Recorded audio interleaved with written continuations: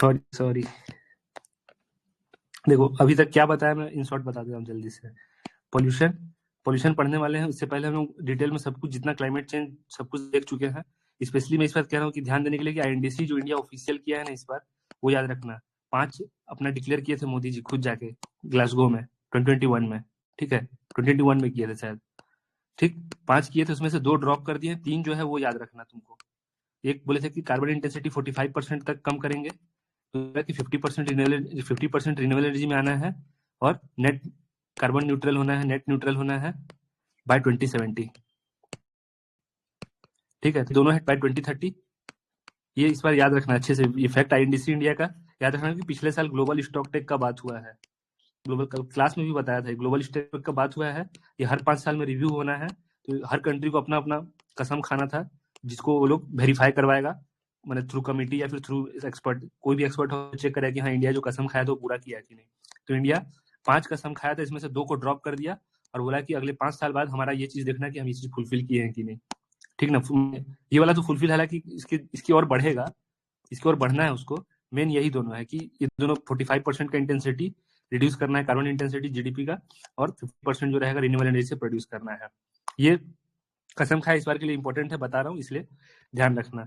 अभी देखिए क्लासिफिकेशन में बता रहा था, प्राइमरी होता है, सेकेंडरी होता है। इसमें क्या है कि जो पोल्यूटेंट है वो किस फॉर्म में अवेलेबल है, पोल्यूटेंट जो है किस फॉर्म में अवेलेबल है। तो अगर वो एज इट इज एनवायरमेंट में एंटर किया और उसी फॉर्म में available, for example for DDT plastic, ये लोग पोल्यूटेंट ही ट्रीट किया जाएगा। फिर सेकेंडरी में जो लोग खुद कोई पोल्यूटेंट नहीं है इंडिविजुअली, लेकिन जब वो दोनों मिल के कुछ बनता है तो वो पोल्यूटेंट हो जाता है, उसको बोलते हैं सेकेंडरी पोल्यूटेंट। फिर वैसे ही on the basis of existence in the nature, nature में किस टाइप में है। अगर CO2 अगर कम मात्रा में है तो वो नेसेसिटी है वो, ठीक। लेकिन वही अगर CO2 का कॉन्सेंट्रेशन हाई हो जाएगा तो फिर वो क्या होगा, दिक्कत करने लगेगा, पॉल्यूटेंट की तरह ट्रीट किया जाएगा। फिर वैसे ही क्वालिटेटिव की कुछ तो नेचर मैंने, नेचर इसको ये नहीं करेगा, क्वालिटेटिव वाला को नेचर ये नहीं करेगा। मैन मेड अपने अपने नेसेसिटी के हिसाब से उसको क्रिएट करता है जरूरत के हिसाब से, लेकिन वो एनवायरमेंट में रह जाता है पोल्यूटेंट की तरह ही, ठीक है। तो उसको क्वालिटेटिव बोले हम लोग। और क्या बोले कि on the basis of disposal, कि अगर वो डिग्रेड हो जा रहा है तो पोल्यूटेंट डिग्रेडेबल है, बायोडिग्रेडेबल है, और अगर डिग्रेडेबल नहीं है तो बोलेंगे नॉन बायोडिग्रेडेबल है, उसको मैंने बायोलॉजिकली डिग्रेड नहीं किया जा सकता। ये पोल्यूटेंट का क्लासिफिकेशन था, पोल्यूटेंट का, ठीक है। अब आते हैं एयर पोल्यूशन। विजिबल है, ये बहुत विजिबल चेंज है, ये तुम अपने आंख से देख रहे हो कि कैसे एयर पोल्यूशन इम्पैक्ट कर रहा है ह्यूमन को, एनिमल को, प्लांट को, सबको देख रहे हो तुम अपने आंख से। इसको समझना बहुत आसान रहेगा ये। अब आते हैं कि मेजर एयर पोल्यूटेंट कौन कौन सा है। मेजर एयर पोल्यूटेंट कौन कौन सा है, तो पता है कार्बन मोनोक्साइड, ये ग्रीन हाउस गैस नहीं है, ये ध्यान देना, ग्रीन हाउस गैस नहीं है ये। CO2 ये ग्रीन हाउस गैस है, ये भी ग्रीन हाउस गैस है, ठीक है। ये तो गैस नहीं है, तो लीड है। तो लीड तो कहाँ कहाँ पाया जाता है, लीड बता दे रहा हूँ। पेंट जो घर में पेंट जो होता है, या डोर में, या फिर कहीं भी पेंटिंग वगैरह पेंट करते उसमें लीड रहता है। बैटरी में रहता है लीड। और कहाँ रहता है, जो खिलौना वगैरह आता है ना, टॉय, चाइनीज टॉय, या फिर कोई आर्ट एंड क्राफ्ट कोई बना रहा है वहां पे, उसमें भी पाया जाता है। बहुत हार्मफुल है बॉडी के लिए। क्या क्या हार्म कर रहा है तुमको वो याद करने की जरूरत नहीं है, ठीक है। बस इतना हो कि ह्यूमन के लिए हार्मफुल है, बस। वो किडनी करेगा, न्यूरॉन्स करेगा, ब्रेन करेगा, हार्ट करेगा, सब कुछ करेगा। तुम एज्यूम करके चलो कि सब कुछ करेगा, तुमको उतना याद नहीं रखना कि क्या हार्म, किस चीज के लिए हार्मफुल है। तो ये सारे पोल्यूटेंट है जो एक्चुअली में मैंने मेजर पोल्यूटेंट है, जिनके बारे में बेसिकली मैंने मालूम होना चाहिए। नॉक्स सॉक्स बता दिया था कि N2O ये ग्रीन हाउस गैस है, ठीक। लेकिन NO और NO2 ग्रीन हाउस गैस नहीं है। क्वेश्चन यहीं से फंसाएगा तुमको, ठीक। ध्यान देना, ये SOX ये ग्रीन हाउस गैस नहीं है, ग्रीन हाउस गैस नहीं है। सल्फर डाइऑक्साइड ग्रीन हाउस नहीं है, बोला था कूलिंग एजेंट है, ये कूल करता है एनवायरमेंट को। अगर ऊपर में आ गया, वल्केनिक इरप्शन हुआ और SOX रिलीज हुआ, तो ये सन को आने ही नहीं देगा, सनलाइट को, इसलिए इसको कूलिंग की तरह ट्रीट किया जाता है। लेकिन ये लोग दोनों जो है कारण बनते हैं स्मोक का और एसिडी का, ठीक है। पोल्यूटेंट है लेकिन ग्रीन हाउस गैस नहीं है ये इसका N2O ग्रीन हाउस गैस है, लेकिन NO nitrogen oxide, nitrogen dioxide नहीं है, और ये नाइट्रस ऑक्साइड है। ये ओपीएससी क्वेश्चन पूछा था इस फ्रेम में, 2021 वाला जो पैटर्न जब चेंज हुआ था तब ये नाइट्रस ऑक्साइड एक ऑप्शन में देखा था मैं। उससे पहले भी ये N2O लगभग हर मैंने एग्जाम में पूछा है ये as a green house gas है कि नहीं है, क्योंकि और CO भी ऐसे मैंने एज ऑप्शन दिया था, मैं कहीं दिखा देता, मैं जब पढ़ा रहा था ना ये क्लाइमेट चेंज, तो वहां पे मैं क्वेश्चन रखा था, तुम क्लास अगर किए हो तो देखना, वहां पे PIQ में रखा हूँ क्वेश्चन, क्योंकि हर क्वेश्चन मैंने लगभग हर साल वो इसको ऑप्शन में रख रहा है, इसको ऑप्शन में रख रहा है, इसको रख रहा है, ठीक है, इसको ऑप्शन में रख रहा है, तो रख रहा है, ऑप्शन में रख रहा है, इसको पता होना चाहिए कि क्या है ये। कार्बन मोनोऑक्साइड क्या होता है कि इनकम्प्लीट बर्निंग, किसी चीज का अगर इनकम्प्लीट बर्निंग हुआ तो वहां पे उस समय CO निकलता है, कलरलेस है, ऑर्डरलेस है, ठीक। ट्रोपोस्फेरिक ओजोन तो पता ही है, ये एक ओजोन है जो अच्छा कर रहा है एटमोस्फेयर में, और एक ओजोन जो व्हीकल से मैंने ये करके निकल रहा है, रिलीज हो रहा है और किसी चीज से मिलके और पोल्यूटेंट बन जा रहा है, ठीक। तो वो क्या कर रहा है यहाँ पे नीचे ग्राउंड लेवल पे ह्यूमन प्लांट सबको इम्पैक्ट पड़ रहा है इससे। Tropospheric ozone is a pollutant, it is also a short lived pollutant. एक जगह बताया था कि 4 शॉर्ट लिव्ड पोल्यूटेंट है, इसमें से बताया था कि CH4 मीथेन, ठीक, एन ये नहीं था, नाइट्रस ऑक्साइड नहीं था, CO था और ब्लैक कार्बन था और एक O3 था, ट्रोपोस्फेरिक O3 था। ये 4 शॉर्ट लिव्ड है। 4 शॉर्ट लिव्ड पोल्यूटेंट का मतलब क्या होता है कि इनका लाइफ जो है सॉरी एक कुछ गड़बड़ डाल रहा हूँ यहाँ पे, एक था शायद से तुम्हारा ये PFC, ठीक है, PFC था, ये CO नहीं था। इनका लाइफ जो साइकिल है वो कार्बन के लाइफ साइकिल से कम है, उन्हीं को शॉर्ट लिव्ड बोला जाता है, ठीक है। शॉर्ट लिव्ड पोल्यूटेंट अगर पूछा जाए कि क्या है शॉर्ट लिव्ड पोल्यूटेंट में से कौन सा शॉर्ट लिव्ड पोल्यूशन है, तो CH4, black carbon, tropospheric ozone और परफ्लोरोकार्बन, ठीक है। परफ्लोरोकार्बन जो है PFC, ये सब शॉर्ट लिव्ड कार्बन, इनका जो लाइफ साइकिल है वो कार्बन के लाइफ साइकिल से कम ही है, इसलिए इनको शॉर्ट लिव्ड बोला गया है। अब आते हैं स्मॉग। क्या होता है स्मॉग? फोटोकेमिकल स्मोक, फॉग और स्मोक। समर स्मोक भी बोलते हैं इसको, क्यों? क्योंकि इसको टेम्परेचर चाहिए, prominent in the urban area, और ज्यादातर कहाँ पाया जाता है? अर्बन एरिया में पाया जाता है। क्या करता है? विजिबिलिटी को इम्पैक्ट करता है और स्पीड अप टेम्परेचर भी, और ये होता ही उस जगह पे जहाँ थोड़ा सा टेम्परेचर मैंने डे लाइट चाहिए, ठीक है, डे लाइट चाहिए इसको। और समर स्मोक भी बोलते हैं इसीलिए क्योंकि इसको टेम्परेचर चाहिए फॉर्मेशन होने के लिए स्मोक को, और अर्बन एरिया का फेनोमेना है ये। अब ये क्वेश्चन उसी कॉन्टेक्स्ट में यूपीएससी क्वेश्चन पूछा था, एक बार देख लेना, स्क्रीनशॉट ले लो और सॉल्व करना इसको। तुमको रियलाइज होगा कि किस कॉन्टेक्स्ट में यूपीएससी मैंने ले जा रहा है किसी को, मैंने कितना स्टैंडर्ड क्वेश्चन पूछ रहा है ये, ठीक। सॉल्व करना है ये क्वेश्चन, मैं कह रहा हूँ सॉल्व करना है इसको, देखना एक बार, आइडिया लगेगा कि इसमें क्या क्या फैक्ट्स मालूम होना चाहिए इसके लिए, स्मॉग के लिए। प्राइमरी कंपोनेंट क्या है स्मॉग का? O3 है। जब ओजोन पढ़ा रहा था, ओजोन डिप्लेशन, तो वहां पे बताया था कि O3 is a primary component, ठीक है, प्राइमरी कंपोनेंट बताया था वहां पे। तो ओजोन जो है बहुत प्राइमरी कंपोनेंट है O3 की प्रेजेंस में स्मॉग का फॉर्मेशन होता है। अब उससे भी सॉल्व जाता है यहाँ पे, सनलाइट चाहिए, O3 एंड पैरासिट O3 है यहाँ पे, और बाकी समय कहीं पे भी O3 नहीं दिया हुआ है, इसमें दिया हुआ है, लेकिन high concentration of NO2 O3 and CO in the evening कह रहा है। इवनिंग मतलब क्या कि ठंड माने टेम्परेचर डाउन हो गया, लेकिन स्मोक को फॉर्मेशन के लिए टेम्परेचर चाहिए, उसको डे टेम्परेचर चाहिए, इसको समर स्मोक भी बोलते हैं, तो इसका आंसर ए होता। अब एयर पोल्यूशन तो हो रहा है, विजिबल है, पता है, लेकिन उसके लिए हम क्या कर रहे हैं, गवर्नमेंट क्या कर रहा है, ठीक है, as a state, as a nation state क्या कर रहा है कंट्री, तो एक बॉडी बनाया CAQM। तुम ये अभी अगर न्यूज़पेपर पढ़ रहे हो या करंट अफेयर पढ़ रहे हो लास्ट 1 महीने का, तो दिल्ली में जो पोल्यूशन हो रहा है तो उसके चलते तुम बार बार ये न्यूज में सुन रहे होगे CAQM। ये क्या कर रहा है? Graded action plan, graded response action plan, ठीक, 1 2 3 4 इंप्लीमेंट कराता है। किससे इंस्ट्रक्शन लेता है? ये सेंट्रल गवर्नमेंट से इंस्ट्रक्शन लेता है। इंप्लीमेंट कौन कराता है? ये कराता है प्लस दिल्ली गवर्नमेंट, ठीक है। ये बॉडी किसी भी एक्ट के थ्रू से नहीं है, ये इससे पहले जो बॉडी था वो देख लेंगे यहाँ पे, इससे पहले जो बॉडी था EPCA था, ठीक। ये बॉडी को एबोलिश कर दिया गया, ये जो बॉडी बनाया गया था, अथॉरिटी जो दिल्ली NCR में पोल्यूशन को रोकेगा बोल के, उसके लिए बॉडी बनाया था कि पोल्यूशन वहां बहुत होता है, उसको रोकने के लिए बनाया गया था ये, लेकिन इसका उतना इफेक्टिवनेस नहीं था बोल के इसको डिसॉल्व कर दिया गया। तो ये था EPA एक्ट के अंदर में, 1986 वाले एक्ट के अंदर। लेकिन जब इसको बनाया गया, CAQM को बनाया गया जब, तो कोई इसको एक्ट नहीं दिया गया, बस इसको एग्जीक्यूटिव ऑर्डर से क्रिएट कर दिया गया, और ये अभी भी मैंने ऐसे नॉर्मली जहां कहीं पोल्यूशन होगा तो वहां पे ये एक्टिवेट हो जाता है। और स्पेशली सुप्रीम कोर्ट जो ग्रेडेड एक्शन प्लान के बारे में बताया था कि भैया आपको कुछ ऐसा एग्जीक्यूट कराना है अकॉर्डिंग टू एज पर, जैसे पुअर है, वेरी पुअर है, ठीक, उसका सीवियर है, फिर सीवियर प्लस है, ठीक ना। तो सीवियर प्लस मैंने 450 से ऊपर का मैंने कुछ भी डाटा है, AQI क्या है ये बताऊंगा, अभी देखेंगे। तो ये सीवियर प्लस हो गया, तो दिल्ली में 3-4 दिन लगातार सीवियर प्लस था, मतलब वो लिवेबल कंडीशन नहीं है वहां पे। अगर तुम बाहर निकलोगे तुम्हारे आईज मैंने पूरा जलने लगेंगे और सांस लेने दिक्कत और पूरा स्नीजिंग बहुत ज्यादा प्रॉब्लम होने लगता है, इसलिए स्कूल वगैरह छुट्टी कर दिया गया था दिल्ली में। ठीक। तो ये वही बॉडी स्टेटरी बॉडी है। अच्छा, रिप्लेस किया था ईपीसी अंडर, इसको रिप्लेस किया था, लेकिन ये पावर नहीं ले रहा था, इस एक्ट से पावर नहीं ले रहा था। मैं यहाँ पे शायद गलती लिखा हूँ कि पता नहीं, लेकिन इस एक्ट से पावर नहीं ले रहा, इसको रिप्लेस किया था जरूर। एग्जीक्यूटिव ऑर्डर से cam order can be applied in NGT, और कैम जो यही बॉडी है commission for air quality management, इसका ऑर्डर एनजीटी भी मैंने कंसीडर कर सकता है। ये कोई फैक्ट ऐसा सच नहीं, क्योंकि एनजीटी पता है ग्रीन टर्मिनल है एंड एडवांस रिलेटेड है, तो कुछ भी ऐसा देगा तो ऑब्वियसली देगा ही एनजीटी, इसका बात सुनेगा ही। ठीक है, ये स्टेटमेंट वैसे याद रखने लायक नहीं है, एक्स्ट्रा में हो गया, इसको मैं अगर मिटता तो मिटा देता। Enforce measures through graded response action plan, बताया कि ये एक्शन प्लान को इम्प्लीमेंट कराता है दिल्ली गवर्नमेंट के साथ मिलके, दिल्ली गवर्नमेंट के साथ मिलके इसको इम्प्लीमेंट कराता है ग्रेडेड एक्शन प्लान को। कहाँ? दिल्ली एनसीआर में। ये वो बॉडी है, इंपॉर्टेंट बॉडी है। एयर पोल्यूशन का एक्चुअल अगर एग्जांपल इंडिया में देना हुआ, अगर क्वेश्चन में आता है मेंस वगैरह में भी, तो दिल्ली सबसे बेस्ट केस है। ठीक है, कैपिटल सिटी है और सबसे ज्यादा पोल्यूटेड रहता है।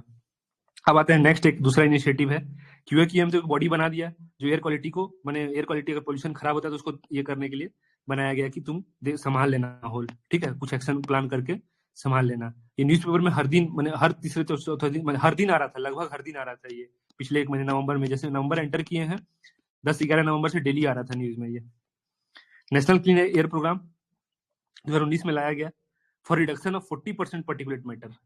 मतलब इसका मकसद ये था कि इसको 40% को हम लोग, मैंने 40% जो पर्टिकुलेट मैटर है ये PM 2.5 PM 10, इसको 40% कम करना है बाय 2026। ठीक, अभी 15 या 20 पहले एक न्यूज था जहाँ पे एक्चुअली में ये काम किया है। बताया कि जो आउट ऑफ 139 या 129 जो नॉन अटेनमेंट सिटीज है, उसका 95 इसमें से सक्सेसफुली मैंने ये कर पाया है, अपना एयर पोल्यूशन को कम कर पाया है। ठीक है, ये प्रोग्राम के थ्रू से। ठीक, तो ये अभी न्यूज आया था। और ऐसे भी ये इंपॉर्टेंट है, नेशनल क्लीन एयर प्रोग्राम एक है प्रोग्राम गवर्नमेंट का, जहां पे वो 40% पर्टिकुलेट मैटर जो PM 2.5 को कम करना है इसको बाय 2026। तो दो देखे, एक CAQ एक बॉडी था और ये एक प्रोग्राम है। तो ये प्रोग्राम करता क्या है? ये प्रोग्राम करता क्या है?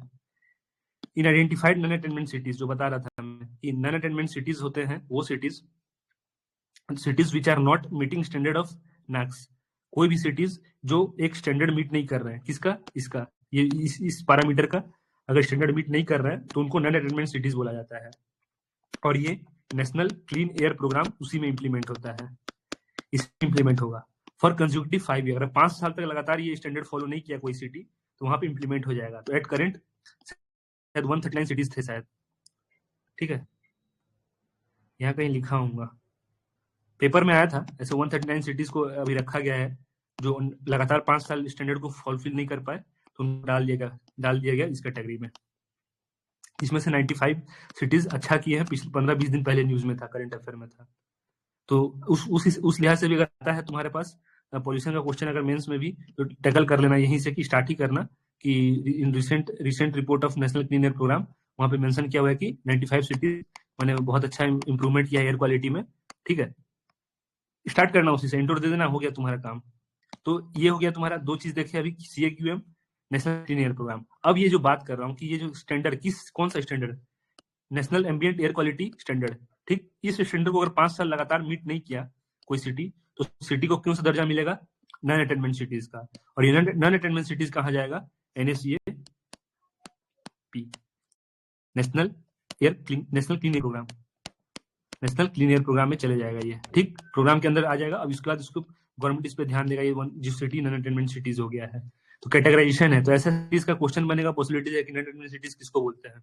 ये वो सिटी है जो लगातार 5 साल तक national ambient air quality standard को मीट नहीं कर रहा है, उसको हम लोग बोलते हैं नॉन अटेनमेंट सिटीज।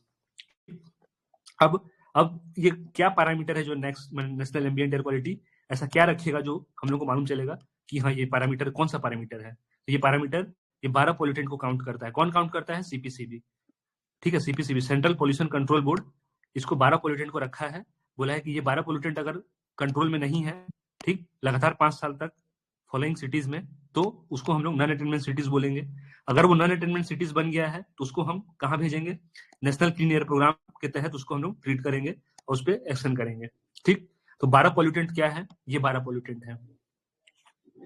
ठीक, ये 12 पोल्यूटेंट अगर कंट्रोल नहीं रहा तो नन अटेनमेंट सिटीज का उसको खिताब मिल जाएगा। लगातार 5 साल तक अगर नहीं रहा ये 12 पोल्यूटेंट कंट्रोल में, तो 12 पोल्यूटेंट को याद रख लेना ऐसे, ठीक है। निमोनिक्स है, PM publishes report on NSC सुने हो, national security council, national security council that Bangladesh should be ban, ठीक। अभी चल रहा है नेशनल सिक्योरिटी वाला, चल रहा है बांग्लादेश के साथ अभी अपना, ठीक, याद रखना ऐसे ही। तो ये 12 क्या क्या है, पी से पर्टिकुलेट मैटर 2.5 और 10, ठीक, पर्टिकुलेट मैटर 2.5 और 10, और क्या, पब्लिश पीबी, लीड, ठीक, O ozone, tropospheric ozone, N ammonia NH3, ठीक, एक एन यहाँ पे है, एक एन यहाँ पे है और एक एन यहाँ पे, तो कंफ्यूज नहीं होना है। पहला एन जो है एमोनिया NH3, उसके बाद एन से नॉक्स, ठीक, फिर एस से सॉक्स, सी से carbon monoxide. PM publishes report on NSC that Bangladesh should be ban, Bangladesh से बी से बेंजीन, बी से बेंजोपायरिन, ए से आर्सेनिक, एन से निकल। याद रखना है कि 12 को बिल्कुल याद रखना है। तुम ऐसा बिल्कुल भी मैंने ऐसा मत सोचना कि इसको याद किए बिना एग्जाम हॉल में बैठूंगा, वेरी वेरी इंपॉर्टेंट है ये, ठीक है। यहीं से क्वेश्चन बनता है और तुमको लगता है कि भैया पढ़ा तो सब था लेकिन कर क्यों नहीं पाया, क्योंकि तुम ये चीज याद ही नहीं की, तो ये इंपॉर्टेंट है, ठीक है। हर टाइम फ्रेम में जब भी एग्जाम होगा है तुम्हारा, ये इंपॉर्टेंट है। ये 12 गैस है और ये नॉन अटेनमेंट सिटीज को डिफाइन कर रहा है ये, ठीक है, इन सिटीज को डिफाइन कर रहा है, तो उस लिहाज से ये बहुत इंपॉर्टेंट है ये 12 पोल्यूटेंट, ठीक है। एक तो याद हो गया 12 पोल्यूटेंट, अगर याद हो गया अब क्या करना, ये चारों को भूल जाओ। अब ये जो 8 बच गए ना, ये 8, तो यही है air quality index. Air quality index जो हम निकालते हैं, जैसे तुम भुवनेश्वर में तुम अगर जा रहे हो ट्रैफिक पे होगे, या फिर कोई भी कैपिटल सिटी में जा रहे हो, या फिर कोई भी बड़ा सिटी है, ठीक, तो वहां पे देखोगे क्या कि रोड के साइड में ट्रैफिक है और वहां पे बोर्ड पे लिखे रहेगा AQI आज का 250 या 400 या फिर ऐसा कुछ लिखे रहेगा, ठीक है। तो AQI ये 8 गैसेस को कंसीडर करता है। PM publishes report on NSC बता दिया, नेशनल सिक्योरिटी काउंसिल वाला NSC, दैट वाला छोड़ दो, that Bangladesh should be ban वाला छोड़ दो, बस इतना ही है। तो कैसे भी तुम ये 12 याद कर लियो तो तुम्हारा 8 ये हो जाएगा, निपट जाएगा, ठीक। 6 एयर क्वालिटी कैटेगरीज में डिवाइड है, वही बताया ना कि पुअर, वेरी पुअर, ठीक, सीवियर, उसका सीवियर प्लस और 2 कुछ है, ठीक। 6 एयर क्वालिटी में कैटेगराइज किया हुआ है ये, लेकिन ये गैस पोल्यूटेंट याद रखना है तुमको, 12 का 12। एटलीस्ट नहीं पढ़े हो तो इस एग्जाम के लिए तैयार हो जाओ कि एटलीस्ट इस एग्जाम में बैठूंगा तो ये 12 का नाम याद करके बैठूंगा। तो देखो 2 चीज बताया कि ये 12 जो है इसके लिए है national ambient air quality standard, ठीक। और ये जो है AQI, ये है एयर क्वालिटी इंडेक्स, ये बता रहा है क्या, ये 8 पोल्यूटेंट के बारे में बता रहा है, ठीक है। 2015 से इसको इंट्रोड्यूस किया गया था और तब से अभी तक, और दिल्ली में यही चीज जो था सीवियर प्लस, अभी 15 दिन पहले नवंबर 10, 11, 12 लगातार सीवियर प्लस रहा है, ठीक है। स्कूल कॉलेजेस ऑफिस वगैरह सबको पूरा बंद कर दिया गया था, ठीक है, जब सीवियर प्लस हो गया था। तो ग्रेडेड रेस्पॉन्स एक्शन प्लान जो था लेवल 4 चला गया था, मतलब कि अकॉर्डिंग टू इसका जो अकॉर्डिंग टू इंडेक्स का जो ये रहता है कैटेगरी रहता है, उस हिसाब से लेवल 1, 2, 3, 4 इम्प्लीमेंट होता है। जब सीवियर प्लस हो जाता है ना, तो लेवल 4 को इम्प्लीमेंट कराया जाता है कि अब क्या करेंगे, अब मजबूरन में क्या करना पड़ेगा, सारा ऑफिस स्कूल बंद करना पड़ेगा, कंस्ट्रक्शन बंद हो जाएगा, हैवी व्हीकल्स अलाउ नहीं रहेगा सिटी में, ऐसा हो जाता है। ये सब तुम पॉल्यूशन के बारे में जान रहे हो। अब आते हैं next, national air quality monitoring program. पुराना प्रोग्राम है तो करंट अफेयर में तो मैंने एक्सपेक्ट नहीं करना। कौन एग्जीक्यूट कर रहा है, CPCB। मतलब जो ये अब लिखने के लिए, अब कहने का मतलब है कि अब लिखने के लिए, ये मेंस में लिखने के लिए है तुम्हारे लिए ये, कि अभी कुछ गवर्नमेंट की इनिशिएटिव क्या है, तो NACP, ठीक है, NACP लिख देना, ये लिखना NCAP, national clean air program, फिर CAQM, ये सब तुम्हारा, ये 3 तो प्रीलिम्स के लिए बता दिया कि अभी बहुत रिलेवेंट है। ये कोई प्रोग्राम है जो पुराना प्रोग्राम है CPCB का, to identify non attainment cities. अब इसका भी काम है कि कौन सा सिटी जो है वो अटेनमेंट सिटी है कि नहीं, इसका काम है मॉनिटरिंग प्रोग्राम का। To determine ambient air quality, 4 pollutant को कंसीडर कर रहा है ये 4 पोल्यूटेंट को कंसीडर कर रहा है, ठीक। ये 4 पोल्यूटेंट को कंसीडर कर रहा है, पुराना स्कीम है, ठीक है, पुराना प्रोग्राम है ये कोई, ठीक है। तो बस खाली लिखने के लिए चाहिए, इसको प्रीलिम्स में उतना फोकस नहीं करेगा ये। मेन है कि यहाँ पे नॉन अटेनमेंट सिटीज इसके थ्रू से अब देखा जाने लगा है, तो बस यही है, ये खाली मेंस में लिखने के लिए हो गया तुम्हारे लिए। SAFAR SAFAR system of air quality and weather forecasting research. Earth science का कोई बनाया हुआ ये है। मेजर एयर क्वालिटी क्या करता है? एयर क्वालिटी मेजर करता है मेट्रोपॉलिटन सिटी में, ये याद रखना। मतलब पूरा इंडिया में कहीं नहीं लगा, ये मेट्रोपॉलिटन सिटी का बात हुआ है। ये फैक्ट याद रखना कि मेट्रोपॉलिटन सिटी में ही सफर को यूज किया जा रहा है। पॉल्यूटेंट क्या क्या कंसिडर कर रहा है, फिर वही इसके लिए भी पॉल्यूटेंट आ गया। ठीक, इसके लिए भी पॉल्यूटेंट आ गया। तो जो पॉल्यूटेंट वहां पे पहले से थे उसमें से एक्स्ट्रा जो 3 है वो ये 3 है, मर्क्यूरी, टेलुइन, ज़ैलिन। कौन सा? सफर। कोई है air quality and weather forecasting research system जहाँ पे ये पॉल्यूटेंट को मॉनिटर करके वो बताता है कि मेट्रोपॉलिटन सिटी का क्या है। तो अब देखो, सफर हो गया, फिर हो गया तुम्हारा AQI हो गया, ठीक है, फिर क्या हो गया? National ambient air quality standard. ये 3 तरीके से हम किसी सिटी का जान रहे हैं पोल्यूशन लेवल। तीनों में अलग अलग है पोल्यूटेंट नाम। ये दोनों का मैं बोला बहुत इंपॉर्टेंट है, ये दोनों का बहुत इंपॉर्टेंट है, वेरी वेरी इंपॉर्टेंट। ये दोनों का याद कर लेना। इसमें क्या है कि कुछ इसमें कॉमन जो थे वो यहाँ लिख दिया हूँ, वो तो कॉमन थे, ठीक। लेकिन जो कॉमन नहीं थे 3 एक्स्ट्रा में थे, बस इसको अगर याद रख ले तो ज्यादा ठीक रहेगा। सफर में ये पूछने वाला, सफर में इसको घुसा के डालेगा, मर्क्यूरी, टोलुइन और ज़ैलिन। ये पोल्यूटेंट को भी वो चेक करता है कि है कि नहीं, सफर वाला सिस्टम जो है, ठीक है। बस इतना क्वेश्चन पूछ रहा है, बिल्कुल पूछ रहा है, देख लो। बोला था ना कि क्वेश्चन बनता है, इसलिए वेरी वेरी इंपॉर्टेंट बोल रहा था। मैंने कौन सा गैस को कंसिडर करते हैं एयर क्वालिटी इंडेक्स निकालने के लिए, ठीक। तो वहां पे हम लोग को जो बनाया है निमोनिक्स, ये भी था, ये भी था, ये भी था, ये भी था, ये नहीं था, ठीक है। मीथेन था? मीथेन नहीं था।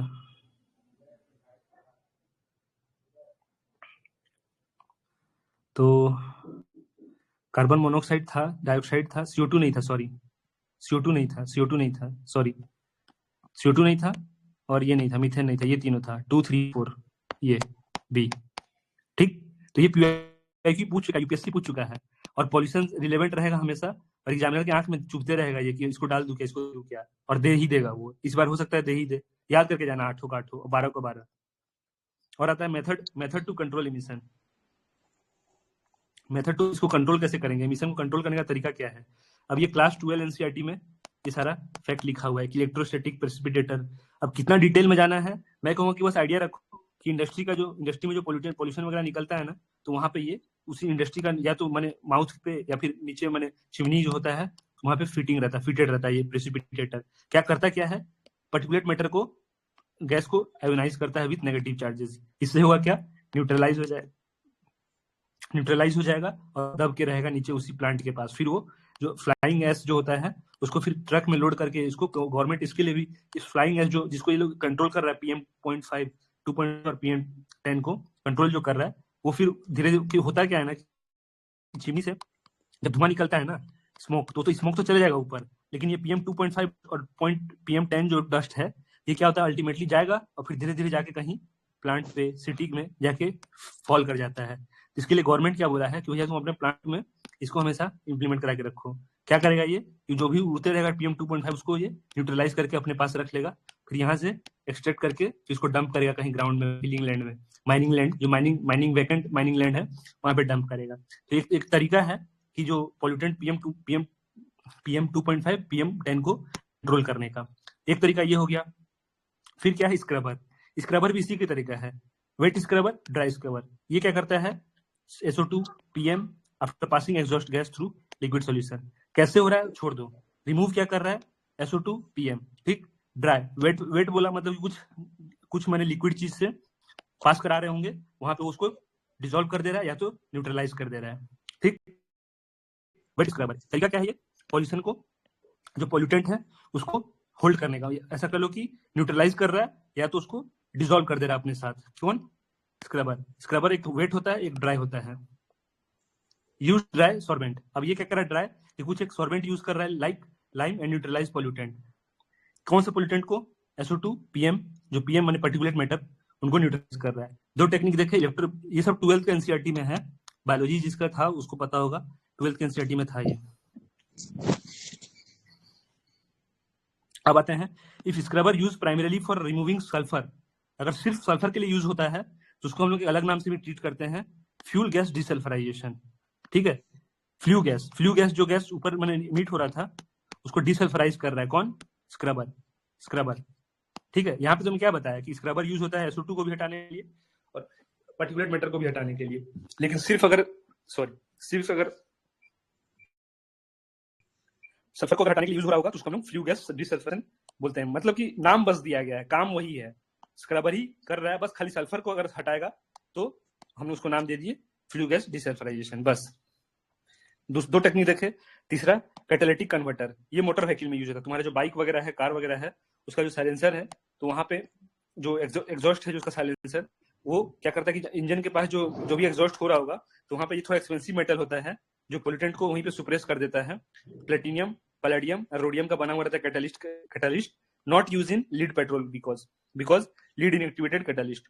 लीड जो भी लीड पेट्रोल जो होता है उसमें यूज करने के लिए मैंने रहता है ये कैटालिक कन्वर्टर। क्यों? क्योंकि लीड क्या करेगा, उस कैटालिस्ट जो है, ये कैटालिस्ट को न्यूट्रलाइज ये कर देगा, इनएक्टिवेट कर देता है। ठीक है, तो जो कि महंगा एक्सपेंसिव है और ये यूज कर देंगे तो फिर क्या मतलब रहेगा अगर लीड पेट्रोल में यूज कर लिए तो। ठीक है, तो ये मोटर व्हीकल में यूज होता है। हम लोग क्या देखे, 3 टेक्निक देखे कि मेथड टू कंट्रोल इमिशन, कहाँ पे इमिशन कंट्रोल, तो ये प्लांट में कर देख लिए, प्लांट में ये यूज हो जाएगा, इंडस्ट्री में ये यूज कहाँ किए, बाई व्हीकल में। अब आते हैं फ्लाई एश भी पोल्यूटेंट है, पता है कि अगर वो मैंने इसको अगर वो ऐसे नॉर्मली अगर तुम्हारे रोड पे गिरा हुआ है या कोई लैंड फिलिंग किया हुआ है तो कितना हार्मफुल है, कितना प्रॉब्लम क्रिएट कर सकता है एनवायरमेंट में। तो फ्लाई एश क्या होता है कि जो प्लांट का जो बाई प्रोडक्ट होता है, इंडस्ट्री का जो कोल वगैरह जो जल गया, कोल का जो एश है, ठीक है, अच्छा क्वालिटी का एश, तो वो एश जो फ्लाई एश है वो दिक्कत करता है। उसके लिए क्या है ना कि गवर्नमेंट नॉर्म्स बना के रखा है कि तुमको ये फ्लाई एश को ऐसे यूज करना है, ये यूज करना है।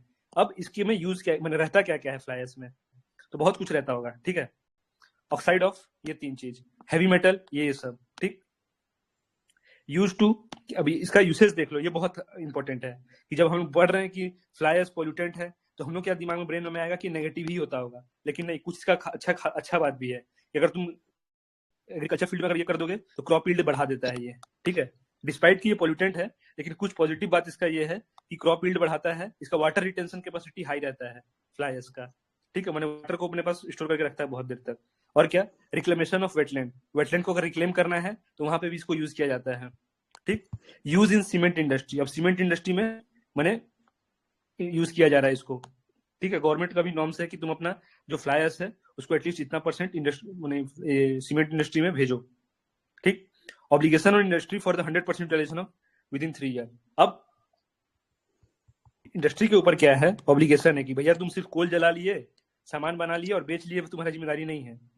जो तुम कोल जलाए उससे जो फ्लाई एश निकला उसको तुमको डंप करना है, उसको यूटिलाइज करना है अच्छे से। और क्या 3 साल में जो तुम जितना भी फ्लाई एश को ये किए हो, प्रोड्यूस किए हो, उसको तुम मैंने कैसे भी अब डिस्पोज यूटिलाइज करो, जो भी करो, तो गवर्नमेंट इसको ऑब्लिगेशन देता है 100% यूटिलाइजेशन का 3 साल के अंदर। लेकिन एट प्रेजेंट जो इंडस्ट्री वगैरह है 60 से 80% ही यूज कर पा रहे हैं। ठीक है, मैंने नहीं चाहते हुए भी 20% के आसपास रह जा रहा है। तो 100% यूटिलाइजेशन का ऑब्लिगेशन है, लेकिन यूज नहीं कर पा रहे हैं वो लोग। और तुमने अगर तुम इंडस्ट्रियल एरिया में अगर आसपास में कहीं रह रहे हो, इंडस्ट्रियल एरिया में, तुमको आइडिया होगा फ्लाई एश कितना डेंजरस है, कितना मैंने परेशान करके रखे हुए हैं लोगों को। ठीक है, इनफैक्ट मैंने इतना भी मैंने द न्यू इंडियन एक्सप्रेस जो भुवनेश्वर वर्जन का है उसमें ये भी एक दिन आया था एडिटोरियल कि फ्लाई एश जो है इतना, मैंने कंपनी का जो सरदर्द है कि वो कहता है कि भैया तुम फ्लाई एश अपने जैसे फिलिंग करना है ना, कंपनी 1000 रुपया देगा। ठीक, कंपनी 1000 रुपया अपने तरफ से देगा और बोलेगा कि फ्लाई एश ले जाओ मेरे यहाँ से और डंप कर लो, अगर यूज कर लो कहीं पे, क्योंकि इन लोगों के ऊपर, कंपनी के ऊपर क्या है, इंडस्ट्री के ऊपर क्या है, ऑब्लिगेशन है। तो बकाया इंडस्ट्री क्या करता है कि 1000 रुपया देगा। जैसे मान लो कि तुमको फिलिंग कराना है, लैंड फिलिंग कराना है, तो तुमको 1000 रुपया दिया कंपनी, तो अपना गाड़ी लेके लगाओ और इसको लेके चले जाओ। ठीक है, गिरा लो, अपना भर लो। तो इसके ऊपर ऑब्लिगेशन है कि भैया तुम फ्लाइंग एश को कैसे भी तुमको डिस्पोज करना है किसी भी शर्त में। तो जो भी मैंने सिटी है, जैसे अंगुल हो गया, संबलपुर हो गया, इंडस्ट्रियल सिटी है, तो यहाँ पे क्या होता है ना कि फ्लाई उसका बहुत ज्यादा ये है, तो उनको डिस्पोज करने का टेंशन, ये सारी मैंने इन 2 सिटी में बहुत ज्यादा प्रॉब्लम है। इसलिए तुम देखोगे एडिटोरियल आया था कि विलेजर्स आर एंगर, ठीक है, ओवर फ्लाई एश। विलेजर लोगों को दिक्कत क्या होता है कि पॉलिटिशियंस लोग हाथ मिला के क्या करते हैं कि वो लोग गाँव में पूरा फेंक देते हैं फ्लाई एश। ठीक है, गाँव का जो गड्ढा कोड़ के वहां फेंक देते हैं। विलेजर्स लोगों को क्या है, उनको लगता है उनके पास उतना ये नहीं है, पॉलिटिकल पावर नहीं है जो लोग कुछ मैंने आवाज उठा पाए। ठीक, जो ट्रक का ट्रक पूरा गांव को पूरा फ्लाई से भर दिया है पूरा। अब प्लांट यहाँ है, शहर यहाँ है, और यहाँ से लेके ऐसे जाएगा ये लोग और यहाँ पे डंप करते जाएगा गांव में, विलेज बर्बाद करते रहेगा। तो एडिटोरियल इसी कंटेक्स्ट में आया था। ये क्वेश्चन पूछा है यूपीएससी, देख लो, स्क्रीनशॉट ले लो, सॉल्व करना। स्टबल बर्निंग, स्टबल बर्निंग सुने हो, दिल्ली वाला, दिल्ली एनसीआर में इसका बहुत बड़ा प्रॉब्लम देखा जाता है। स्टबल बर्निंग होता क्या है कि जब तुम क्रॉप लगाए, ठीक है, खरीफ क्रॉप लगा लिए, खरीफ क्रॉप लगाए, उसका तुम जो रेसिड्यू रह गया, क्रॉप रेसिड्यू, तो वो रेसिड्यू रह गया, तो उसको क्या करता है ना फार्मर लोग दिल्ली, पंजाब, हरियाणा में, कि नेक्स्ट क्रॉप लगाने के लिए, नेक्स्ट क्रॉप लगाने से पहले उनको टाइम कम बचता है। क्यों? क्योंकि देखो, पहला बात है कि मई मंथ में, मई जून मंथ में बारिश नहीं हो रहा है वहां पे, ठीक, बारिश नहीं हो रहा है, तो गवर्नमेंट क्या, वो लोग को मैंने लॉ के थ्रू से क्या कहना चाह रहा है कि आप इस समय में सोइंग मत करो, थोड़ा लेट सोइंग करना, मैंने ठीक, पानी वगैरह, इरिगेशन वगैरह तुम, क्योंकि ग्राउंड वाटर को तुम खींच के तुम ये करोगे, ठीक, थोड़ा सा लेट से शो करना, ताकि क्या है कि जब बारिश आगे रहेगा अच्छे से जुलाई में, तो तुम्हारा ऑटोमेटिक तुमको ग्राउंड वाटर को टच करने का जरूरत नहीं पड़ेगा।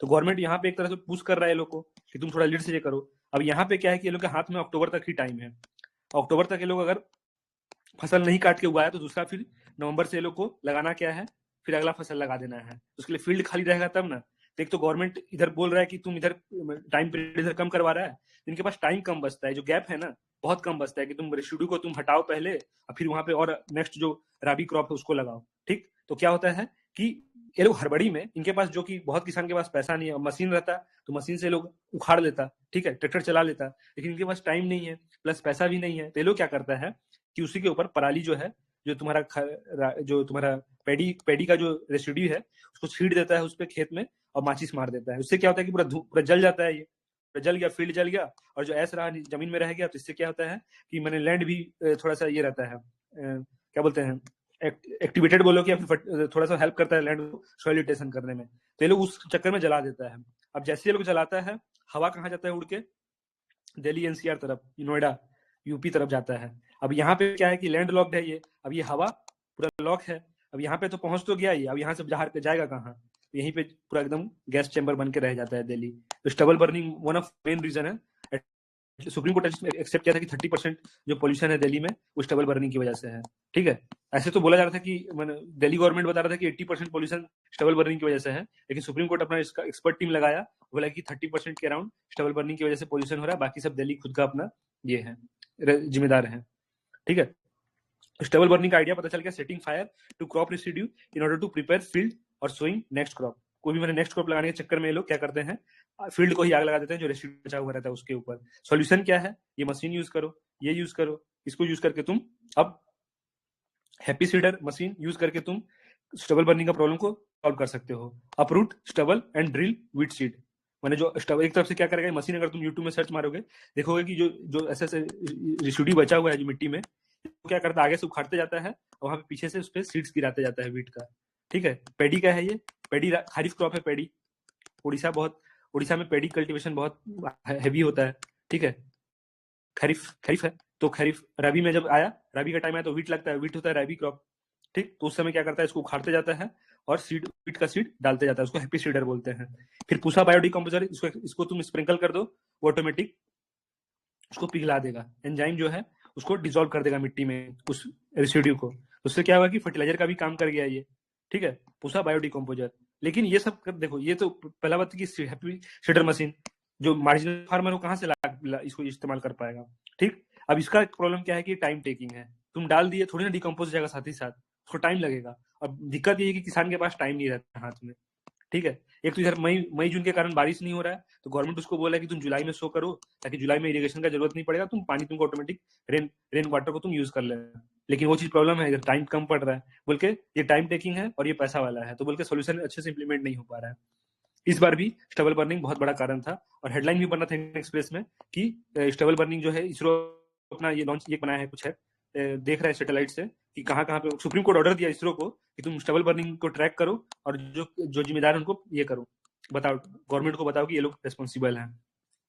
इतना बड़ा प्रॉब्लम है स्टबल बर्निंग, नेशनल प्रॉब्लम को मान के चलो, नेशनल प्रॉब्लम है stubble burning. Acid rain any type of precipitation more acidic than usual. For example कि किसी भी टाइप का प्रेसिपिटेशन है और पिछला जैसे मान लो more acidic than usual, if pH is less than 5.6, अगर पीएच का लेवल 5.6 से कम है, 5.6 से कम है, उसको एसिड रेन बोलेंगे। देखो 7 है न्यूट्रल, ठीक, कायदे से तो बाय लॉ कायदे से तो 6.7 भी एसिडिक होना चाहिए था, ठीक है, लेकिन यहाँ पे क्राइटेरिया दिया हुआ है कि अनलेस कि 5.6 से कम नहीं होगा पीएच, हम उसको एसिड रेन में कंसीडर ही नहीं करेंगे। तो ये फैक्ट याद रखना कि 5.6 से नीचे कुछ भी है उसको हम एसिडिक रेन बोलेंगे। लेकिन अगर दे देता है ऑप्शन में कि 6 पीएच वाला एसिड रेन है क्या, पूछेगा वहां से तुमको, और तुमको लगेगा कि अरे हाँ 7 तो न्यूट्रल है, मतलब एसिडिक वैल्यू तो दिया ही है, तो होगा ही एसिडिक, गलत हो जाएगा। 5.6 कॉल्ड एसिड रेन। 5.6 से जो अगर नीचे कुछ भी है 2 पॉइंट या फिर 3 पॉइंट या फिर 3.5 कुछ भी है 5.6 से, उसको हम लोग एसिड रेन में कंसीडर करते हैं। गैस कॉजिंग एसिड रेन, तो ये दोनों गैस हम लोग ऊपर भी देखे थे वहां पे, ये दोनों कॉज कर रहा है, ठीक है, एसिड रेन कर रहा है ये दोनों। ओके, ये था क्वेश्चन, यूपीएससी ही पूछा था एसिड रेन पे, सॉल्व करो।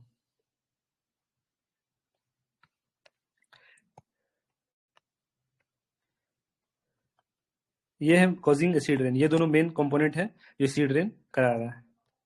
हार्मफुल इफेक्ट क्या है, अब वो ये तो कॉमन सेंस है, क्या नुकसान करेगा एसिड रेन, सॉइल को दिक्कत करेगा, फिर न्यूट्रिएंट साइकिल को डिस्टर्ब करेगा, माइक्रो ऑर्गेनिज्म को डिस्टर्ब करेगा। लेकिन यहाँ पे एक रिमार्केबल पॉइंट क्या है कि फंगी जो है वो एसिडिक एनवायरनमेंट को प्रीफर करता है, फंगी, ठीक। तो अगर ऑप्शन देता है कि एसिड रेन किल फंगी, ठीक, किल फंगी, तो काट देना उसको। क्यों? क्योंकि फंगी प्रीफर करता है एसिडिक एनवायरनमेंट। अगर एसिड रेन होता है तो फंगी का प्रेजेंस और बढ़ेगा, ठीक है, बढ़ेगा, मानी नॉर्मली बढ़ेगा, लेकिन अगर कुछ ज्यादा ही एसिडिक हो गया तो फिर फंगी भी कहाँ बच पाएगा वहां पे। लेकिन जो एसिड रेन होता है हमको पता है कि उतना भी एसिड नहीं होगा, H2SO4 जो कॉन्सेंट्रेटेड H2SO4 टाइप में नहीं गिरेगा ऊपर से, नहीं तो आदमी ही मर जाएगा, ठीक है। जितना भी गिरता है फंगी उसको प्रीफर करता है एसिडिक एनवायरनमेंट को, इसलिए फंगी का प्रेजेंस बढ़ जाता है कहाँ पे, जहाँ पे एसिड रेन होता है, ये ध्यान रखना। Most bacteria and protozoa is near neutral, और जो बैक्टीरिया और प्रोटोजोआ है वो न्यूट्रल के आसपास में रहते हैं। लेकिन ब्लू ग्रीन एल्गे जो है बैक्टीरिया वो अल्कलाइन एनवायरनमेंट को यूज करता है, ब्लू ग्रीन बैक्टीरिया जो है, ठीक है। तो ये बता दिया कि लेवल ऑफ मैंने एसिडिक न्यूट्रल ये के लेवल पे कौन माइक्रो ऑर्गेनिज्म पे क्या इंपैक्ट पड़ेगा, ये बढ़ जाएगा, ठीक है, इसको दिक्कत होगा कि न्यूट्रल पर प्रीफर करता है तो ये मरेगा ही, और ब्लू ग्रीन जरूर मरेगा, इसको तो अल्कलाइन चाहिए। तो बारिश अगर हुआ एसिडिक रेन तो ये दोनों खत्म, ये बढ़ेगा, ठीक। किस पे इंपैक्ट पड़ा है, सॉइल पे पहले पड़ा, उसके बाद फिर माइक्रो ऑर्गेनिज्म पे, ऑन मॉन्यूमेंट ताजमहल पे येलोइश करते जा रहा है ताजमहल को, ये भी एक क्लास 12 एनसीईआरटी में मेंशन है। कंट्रोल मेजर कैसे करेंगे कंट्रोल, यूज लो सल्फर फ्यूल। अब इंडियन कोल क्या है ना, तुम ज्योग्राफी पढ़े हो तुमको पता होगा, इंडियन कोल में ना हाई सल्फर कंटेंट है, ठीक है, हाई सल्फर कंटेंट है। इसको कम कैसे किया जाए, एक कारण है कोल वॉशिंग करेंगे तो सल्फर थोड़ा मैंने कमेगा, सल्फर कंटेंट कमेगा, ठीक, कमेगा। लेकिन हम लोग के पास वो कैपेसिटी ही नहीं है कि कोल वाशर वाला मैंने उतना कैपेसिटी ही नहीं कि हम लोग कोल वॉश करें, ठीक है।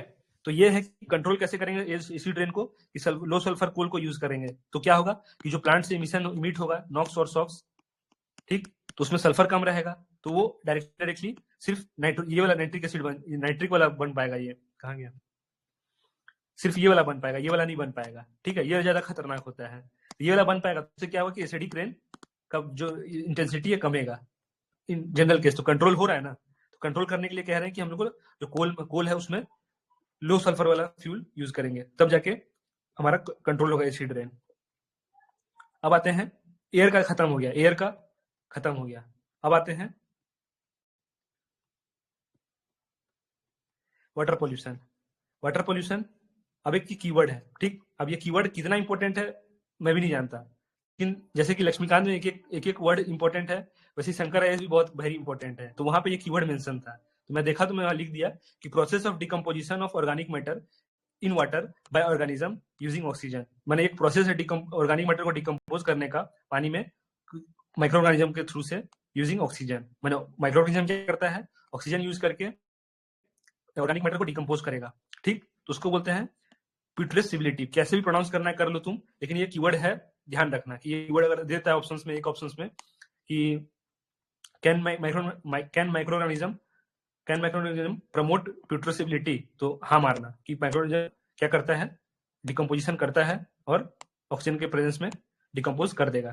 तो ये डेफिनेशन है, कीवर्ड पता रहेगा तो आइडिया लगेगा कि हाँ ये प्रमोट करता है कि डिमोट करता है, कि जो ये प्रीफर करता है कि नहीं करता है, वो डिपेंडिंग अपॉन इसमें डेफिनेशन पता होना चाहिए, ठीक है।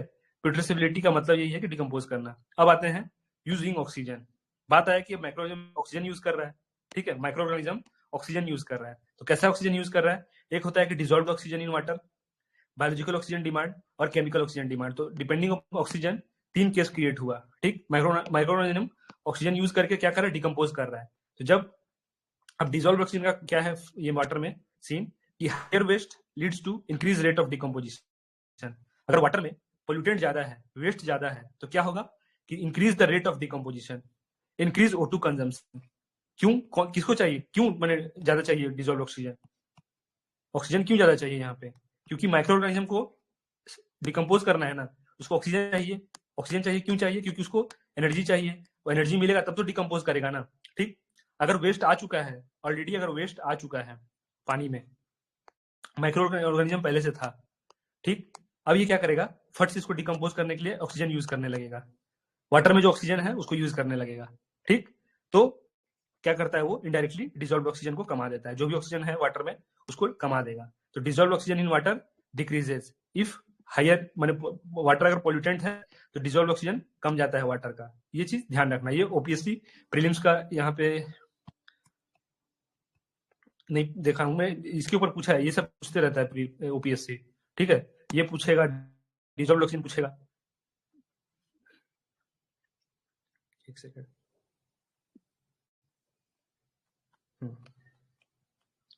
बायोलॉजिकल ऑक्सीजन डिमांड, अब यहाँ पे तो देख लिया कि डिजॉल्व ऑक्सीजन कैसे कम रहा है। जब पोल्यूटेंट है, वाटर पोल्यूटेंट है, पोल्यूशन से भरा हुआ है, तो उस केस में रेट ऑफ डिकम्पोजिशन बढ़ जाता है और इसीलिए ऑक्सीजन का डिमांड कंजम्पशन बढ़ जाता है, बोल के जो ऑक्सीजन का जो प्रेजेंस है वाटर में, डिजॉल्व ऑक्सीजन का डिक्रीज हो जाता है।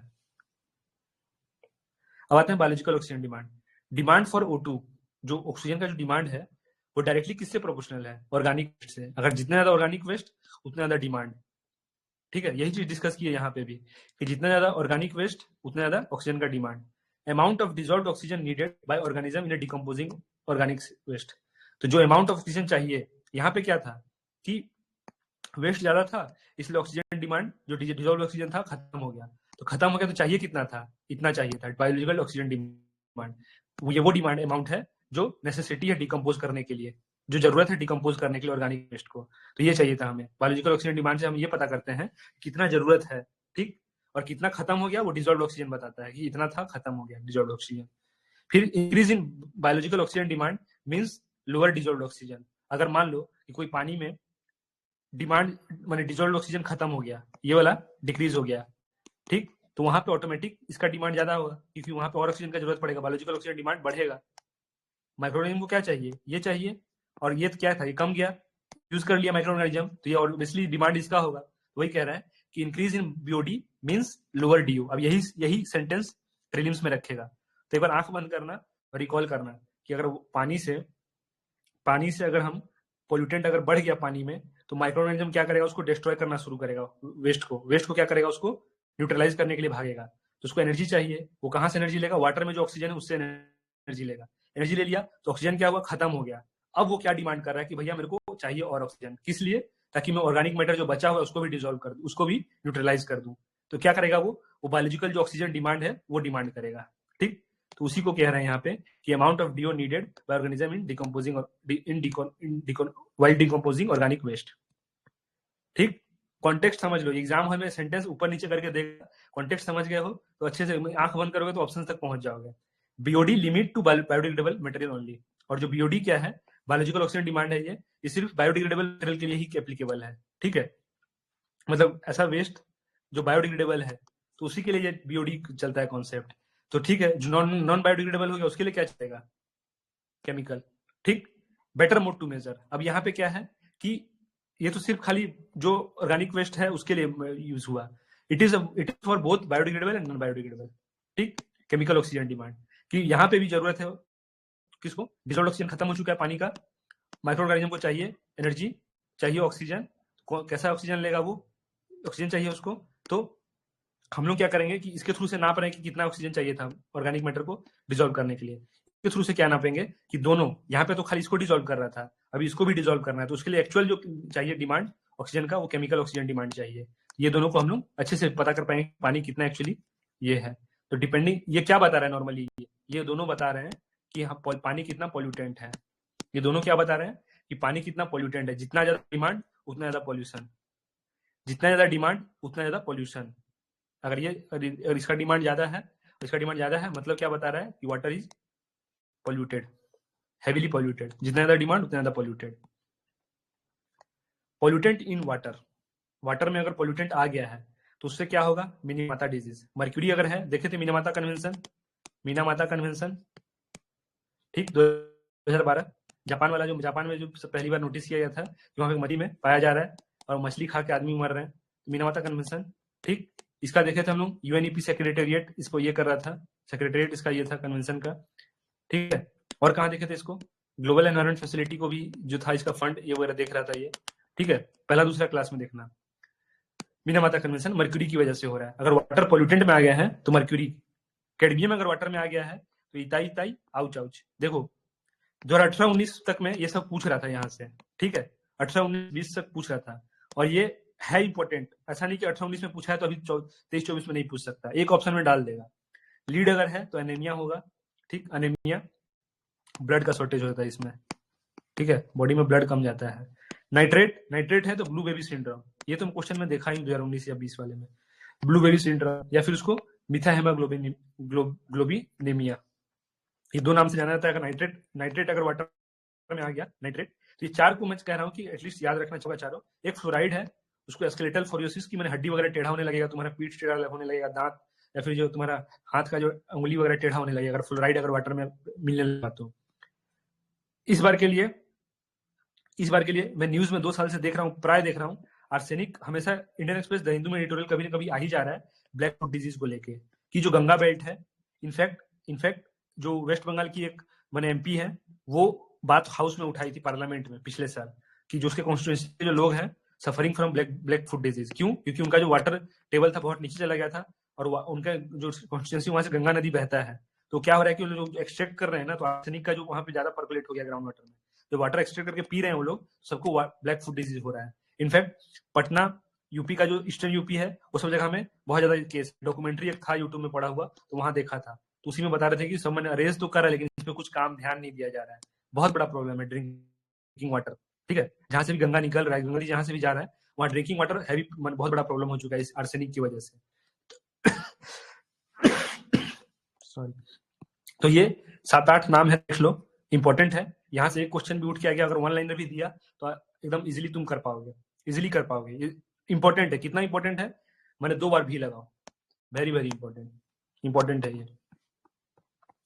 न्यूट्रिएंट इन वाटर, ठीक है, वो तो देखिए कि पॉल्यूटेंट जो वाटर था, अब न्यूट्रिएंट आएगा तो इसको यूट्रिफिकेशन बोलेंगे। ये ऑलरेडी डिस्कस किए थे कल क्लास में जब इक्वेटिक सिस्टम बता रहा था कि कैसे अगर पानी में न्यूट्रिएंट आ जाता है तो एल्गे ब्लूम होता है, एल्गे ब्लूम होने की वजह से कैसे नीचे का जो ऑक्सीजन का मैंने ये शॉर्टेज हो जाता है, नीचे वाले जो फाइटोप्लैंक्टन है, लाइट की कमी पड़ जाता है, उसका फाइटोप्लैंक्टन खाना नहीं बना पाता है बोल के, और अल्टीमेटली वो वाटर एक्वेटिक सिस्टम डेड हो जाता है यूट्रिफिकेशन के कारण से। यूट्रिफिकेशन कैसे होता है, यूट्रिफिकेशन का मतलब कल मैं नहीं बताया था अच्छे से।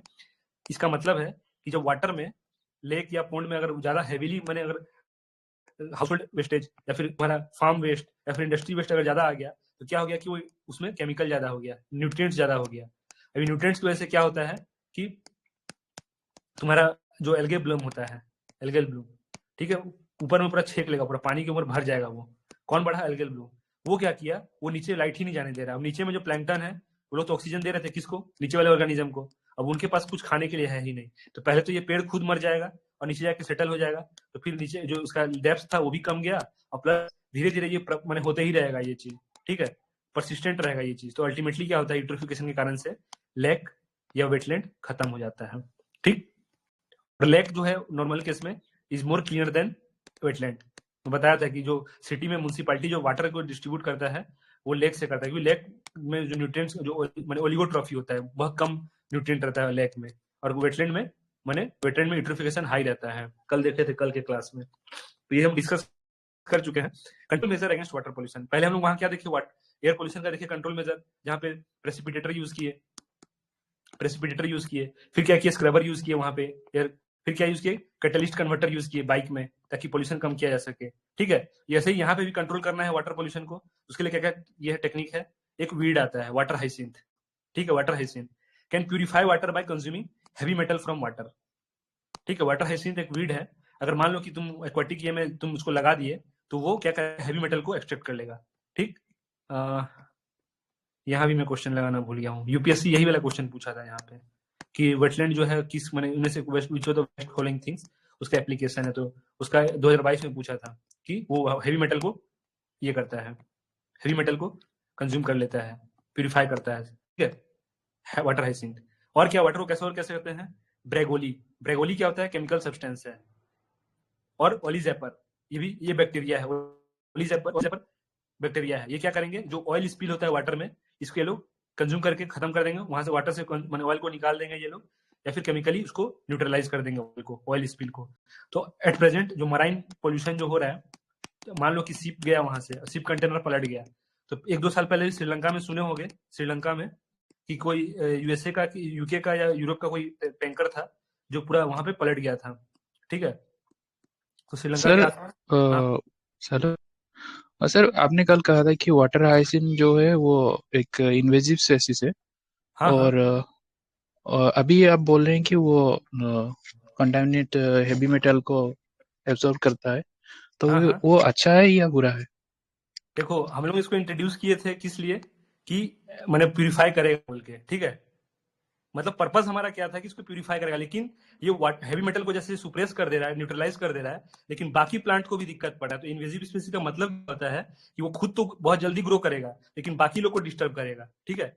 बाकी लोग का जो ऑर्गेनिज्म को डिस्टर्ब करेगा। तो तुम दोनों मैंने दोनों समझना। कोई देखो, हमेशा कभी पॉजिटिव और नेगेटिव चीज नहीं देखा जाता है, दोनों देखो ना कि उसका हो सकता है कि ये अच्छे से मैंने, सिर्फ यही नहीं है, वाटर हाइसिंथ ही नहीं है, और भी कोई माइक्रो ऑर्गेनिज्म वगैरह है जो हेवी मेटल को न्यूट्रलाइज कर रहे हैं वाटर में, ठीक है इन्वेजिव स्पेसीज, क्योंकि इसका ग्रोथ बहुत फास्ट है। और वीड है, तो वीड क्या करेगा? ऑब्वियसली ऑब्वियस बात है कि उस आपका न्यूट्रिएंट्स खींच लेगा अपने पास, तो बाकी सब प्लांट को दिक्कत करेगा, लेकिन इनडायरेक्टली वो वाटर को भी प्यूरिफाई कर रहा है वो, ठीक है। तो हम लोग जो मैंने यूज जैसे इंट्रोड्यूस जब हुआ किया गया था, तो ये सोच के किया हो गया होगा कि चलो वाटर प्यूरिफाई होगा, लगाते हैं। जब लगा के देखे तो आइडिया लगा कि ले, ये तो इन्वेजिव स्पेसीज निकला। तो अभी इसको इन्वेजिव स्पेसीज का भी कैटेगरी में डाला गया है, लेकिन स्टिल ये हेवी मेटल को न्यूट्रलाइज करता है। तो मतलब पूरा 0-1 का मत देखो, बोलो कि हाँ है, मेरे को पढ़ना इतना ही है कि मुझे पता होना चाहिए कि ये वीड है जो इन्वेजिव स्पेसीज भी है, और यही चीज मेटल जो है, इसका प्रॉपर्टीज मानकर चलो कि हेवी मेटल को ये करता है, सुप्रेस करता है या फिर okay sir, okay sir. Neutralize करता है, ठीक है। ब्रेगोली, ब्रेगोली बता दिया केमिकल सब्सटेंस है जो ऑयल स्पिल को। तो वही बता रहा था कि श्रीलंका में कोई केस में, मैंने श्रीलंका के आसपास कहीं टेरिटरी में, वाटर टेरिटरी में वाटर का मैंने ऑयल का पल्टी हो गया था कुछ, शायद लीकेज हो गया था बहुत हैवी टाइप से। तो उस समय बहुत डिमांड किया था पैसा वगैरह, तो उस केस 1-2 साल पहले का न्यूज था। तब उस समय ये चीज इंपॉर्टेंट में था कि ऑयल ऑयल जेपर वगैरह यूज करके मैंने मरीन पॉल्यूशन बहुत ज्यादा हो रहा है, ठीक है, जिससे शिप जा रहा है, शिप जा रहा है, तो लोग कुछ वो लोग का लीकेज हो गया, ऑयल लीकेज हो गया, तो गंदा करेगा ना मरीन को, उससे कितना दिक्कत होता है। तुम एक डॉक्यूमेंट्री देख लेना, मैं बता रहा हूँ, डी डब्ल्यू प्लानट में जाना, ऑयल मेराइन पोल्यूशन का सर्च मार लेना, देखना कितना मैंने परेशानी होता है। जो भी ऑर्गेनिज्म है वहां पे, ठीक है, उनको कितना कैसे उनका ऊपर में बॉडी में पूरा ऑयल उनको परेशान करके रखता है, देख लेना तुम, देखोगे तुम डर जाओगे, ठीक है। तो ब्रेगोली, ऑयल जापर, ये सब यूज करके हम वाटर को, ऑयल स्पिल को खत्म कर सकते हैं वाटर से। और क्या, ब्रेगोली जो है वो बाय प्रोडक्ट है किसका? पेपर इंडस्ट्री का। तो पेपर इंडस्ट्री, अगर हम पेपर जहां बन रहा है, तो वहां पे ये बाय प्रोडक्ट है ब्रेगोली। इस ब्रेगोली को हम यूज करेंगे कहाँ? वाटर से ऑयल स्पिल खत्म करने में, ठीक। और क्या, और सिप वही बता रहा था, मराइन पोल्यूशन बहुत बड़ा प्रॉब्लम है। बेल्ज डंपिंग क्या था, उसी डॉक्यूमेंट्री में देखा था मैं कि अभी एक ऐसा प्रॉब्लम क्रिएट हो रहा है कि शिप लोग के ऊपर, जो भी शिप है, हैवी कंटेनर वाले शिप है, वो लोग क्या करते हैं ना, वो लोग के ऊपर ऑब्लिगेशन है कि जो लोग ऑयल यूज कर रहे हैं जो भी, तो जो ऑयल को यूज हो गया, तो उसका जो वेस्टेज है उसको कहीं बाहर जाके डंप करने के लिए। लेकिन वो लोग क्या करते हैं, चुपके से पूरा बीच मराइन इंटरनेशनल वाटर में क्या करते हैं, धीरे धीरे लीकेज कर देते हैं वो लोग, क्योंकि वो लोग को कहीं बाहर जाके एक्स्ट्रा कॉस्ट ना पड़े शिप को, ताकि तो उस चक्कर में उसको क्या बोलते हैं, bilge dumping. Is related to illegal discharging of oil in ocean. उसी डॉक्यूमेंट्री में था बाइल्स डंपिंग। तो अगर ऐसे मैंने पूछ दिया कि bilge dumping related to which of the following, कहीं लिख देगा कि ऑयल, मैंने ऑयल वेस्ट के बारे में बात कर रहा है, या मेटल वेस्ट के बारे में बात कर रहा है, किस बारे में बात कर रहा है, तो ध्यान रखना कि ये वही वाटर हम जहाँ पे डिस्कस कर रहे हैं वाटर का, वाटर पॉल्यूशन का, तो वहीं पे बात हो रहा है बिल्स डंपिंग का, ठीक है, बाइल्स डंपिंग इंपॉर्टेंट है। न्यूज में था बहुत सारे अभी शिप्स वगैरह जो थे, इंटरनेशनल शिप्स जो भी कंटेनर को इधर उधर करते हैं, प्राइवेट शिप्स, गवर्नमेंट जो भी, मैंने क्योंकि मोस्टली तो क्या होता है ना कि ट्रेड वगैरह हो रहा है हमारा सारा, तो ट्रेड वगैरह, तो जैसे मान लो मुंबई का कोस्ट से निकला और अरबियन सी तरफ से होके यूरोप जा रहा है, और बीच में कहीं मौका वो सारा जो भी उसका था, वेस्ट था, वो यहाँ पे रिलीज कर दिया अपना वेस्ट। इससे क्या होगा, माइक्रो ऑर्गेनिज्म को डिस्टर्ब होगा, तो उसी को हम लोग बीच डंपिंग बोल रहे हैं, इलीगल डिस्चार्ज, ठीक है, इलीगली डिस्चार्ज कर देना चुपचाप ऑयल इन द ओशियन। इनका वेस्टेज है, ये ऑयल जो है वेस्ट है इनका, ठीक है। तो इतना देख लिया हम लोग किसके बारे में, कैसे कंट्रोल करेंगे वाटर को, ठीक है। और कुछ टेक्निक है जो हम लोग और कुछ तरीके से कर सकते हैं, जैसे कि माइक्रो फिल्ट्रेशन, ठीक है। ये भी वाटर में से मैंने माइक्रो ऑर्गेनिज्म यूज करके हम लोग फिल्टर कर सकते हैं, ठीक है। ये भी वाटर में यूज होता है शायद, अभी देखेंगे नीचे में है शायद कहीं पे, ठीक। अब ये तो हम देख ली टेक्निक। अब गवर्नमेंट क्या कर रहा है, गवर्नमेंट वाटर एक्ट बनाया 1974, ठीक। उसके थ्रू से पावर दिया सीपीसीबी और एसपीसीबी को कि भैया तुम चेक करते रहना कि वाटर पोल्यूशन तो कहीं नहीं ना हो रहा है। फिर क्या, रिवर कंजर्वेशन के नाम पे हम लोग नेशनल गंगा काउंसिल बनाए 2016 में, जो कि इसको रिप्लेस किया है, 2010 का बॉडी था, इसको रिप्लेस किया ये नेशनल गंगा काउंसिल। काम क्या है इसका, नमामि गंगे प्रोजेक्ट को इंप्लीमेंट कराना। चेयरपर्सन कौन है, पीएम है अपना चेयरपर्सन, इसलिए इंपॉर्टेंट है ये बॉडी। नमामि गंगा काउंसिल ये बैठकी लगाता है किस बारे में, कि गंगा कैसे साफ रहेगा, उसके बारे में बैठकी लगाता है, पीएम में चेयरपर्सन है, और इसको इंप्लीमेंट कराना, नमामि गंगे प्रोजेक्ट को इंप्लीमेंट कराना है। नमामि गंगे प्रोजेक्ट 2014 का प्रोजेक्ट है अंडर मिनिस्ट्री ऑफ जल शक्ति। ये सब फैक्ट है, याद रहता है तुमको तो बहुत अच्छा, लेकिन ये सब फैक्ट ऐसे ही स्ट्रक्चर्ड वे में ही याद रखना है कि पढ़ रहे हैं वाटर, तो वाटर पोल्यूशन के बारे में पढ़े, उसके लिए गवर्नमेंट क्या इनिशिएटिव लिया है, तो फिर स्ट्रक्चर वे में याद रहेगा कि हाँ फलाना जगह पे पढ़ा था वाटर के बारे में, वो हर कुछ था, 15 मार्क का या 20 मार्क का है, तुम्हारे पास रहेगा, आंसर का कमी नहीं होगा। National water monitoring program, national water monitoring program की गवर्नमेंट का है कोई प्रोग्राम जिसमें वाटर को, मैंने वाटर का ये पोल्यूशन लेवल को चेक करते रहता है, तो ये बस लिखने के लिए, ये इसमें कुछ ऐसा यहाँ पे कुछ ये बता दूंगा कि ये इस समय इस साल में हुआ था, ऐसा हुआ था, ऐसा कुछ ऐसा नहीं है प्रीलिम्स के लिए, ये मेंस में लिखने के लिए यहाँ लिखा हूँ खाली। और क्या है, मराइन पोल्यूशन को टैकल करने के लिए मार्पोल कन्वेंशन, मराइन पोल्यूशन, ठीक, मार्पोल मराइन पोल्यूशन कन्वेंशन 1972 का कोई कन्वेंशन है जहाँ पे पोल्यूशन फ्रॉम शिप को लेकर टैकल करने के लिए कन्वेंशन बनाया गया कि सारे शिप को कैसे बिहेव करना है इंटरनेशनल वाटर में, उसके लिए कुछ कन्वेंशन बनाया हुआ है। फिर लंदन कन्वेंशन, भी कन्वेंशन है किससे रिलेटेड, मराइन पोल्यूशन। एग्जाम में डायरेक्ट लिख देगा कि MARPOL convention related to which of the following, marine fish, marine pollution ऐसा करके लिख देगा वो, तुमको पता होना चाहिए कि मार्पोल जो कन्वेंशन है वो शिप से रिलेटेड पोल्यूशन है जो इंटरनेशनल वाटर में रिलीज किया जा रहा है, उसको लेके ध्यान रखना। London convention related to marine pollution, ये सब कहाँ लिखने के लिए है, मेंस में लिखने के लिए, जगह कम है, दिखाना है, फ्लो चार्ट बना के ऐसे ही दिखा देना। ये सब इंटरनेशनल मैंने कोऑपरेशन है जो वाटर पोल्यूशन को कंट्रोल करने के लिए किया गया है। International water program by global environment facility transboundary pollution, मैंने मान लो कि ये वाटर बॉडी इंडिया का जो वाटर ये सोवरेनिटी है, वाटर ये सोवरेन वाटर है और श्रीलंका का है, ठीक। तो अब इन ओवरलैप हो रहा है, तो अब यहाँ पे रिलीज करेंगे तो यहाँ पे तो इम्पैक्ट पड़ेगा ही ना, तो ऐसा वैसा वाटर प्रॉब्लम को डील करने के लिए इंटरनेशनल वाटर प्रोग्राम लाया गया था जीएफ के द्वारा, ग्लोबल एनवायरमेंट फैसिलिटी। ये बॉडी कहाँ पे बना था बताओ, पहला सेकंड क्लास में पढ़े थे। ग्लोबल एनवायरमेंट फैसिलिटी कहाँ पे क्रिएशन हुआ था इसका, इस्टेब्लिश कहाँ, कौन से ये में हुआ था, समिट में, अर्थ समिट में हुआ था, ठीक है। अर्थ समिट में ग्लोबल एनवायरमेंट फैसिलिटी, एफ बताया था फंड से रिलेटेड है, वहीं पे क्रिएट होता, बहुत इंपॉर्टेंट बॉडी था। किन किन को देख रहा था वो बताया था, ऐसे करके डायग्राम बना दिया था कि कौन कौन सा ये को देखता है, ये जिसमें बताया था कि तुम्हारा यूएनएफसीसी था, यूएनएफसीसी था, फिर यूएनसीबीडी था और यूएनसीसीडी था, और दो था यहाँ पे, और दो था, एक मीना माता था और एक कोई एक और था यहाँ पे, देख लेना तुम नोट्स एक बार रिवाइज करोगे रिकॉल हो जाएगा।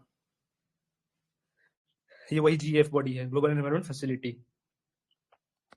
और यूएन क्लॉज पता है, मैंने सी का जो लॉ है उसके लिए एक बॉडी बनाया गया था यूएन के द्वारा, इसके अंदर में 3 था, जिसमें से एक हाई सी ट्रीटी भी बताया था, हाई सी ट्रीटी बायोडाइवर्सिटी को प्रोटेक्ट करने के लिए हाई सी ट्रीटी लाया गया है पिछले साल, और इस साल इंडिया उसको रेटिफाई किया है और साइन करके रेटिफाई किया है, इसलिए इंपॉर्टेंट है हाई सी ट्रीटी। मेन रिवाइज नहीं करोगे तो फिर कितना भी ज्ञान ले लो किसी काम का नहीं, बस तुमको दिमाग में रहेगा, तुम कॉपी में कभी उतार ही नहीं पाओगे।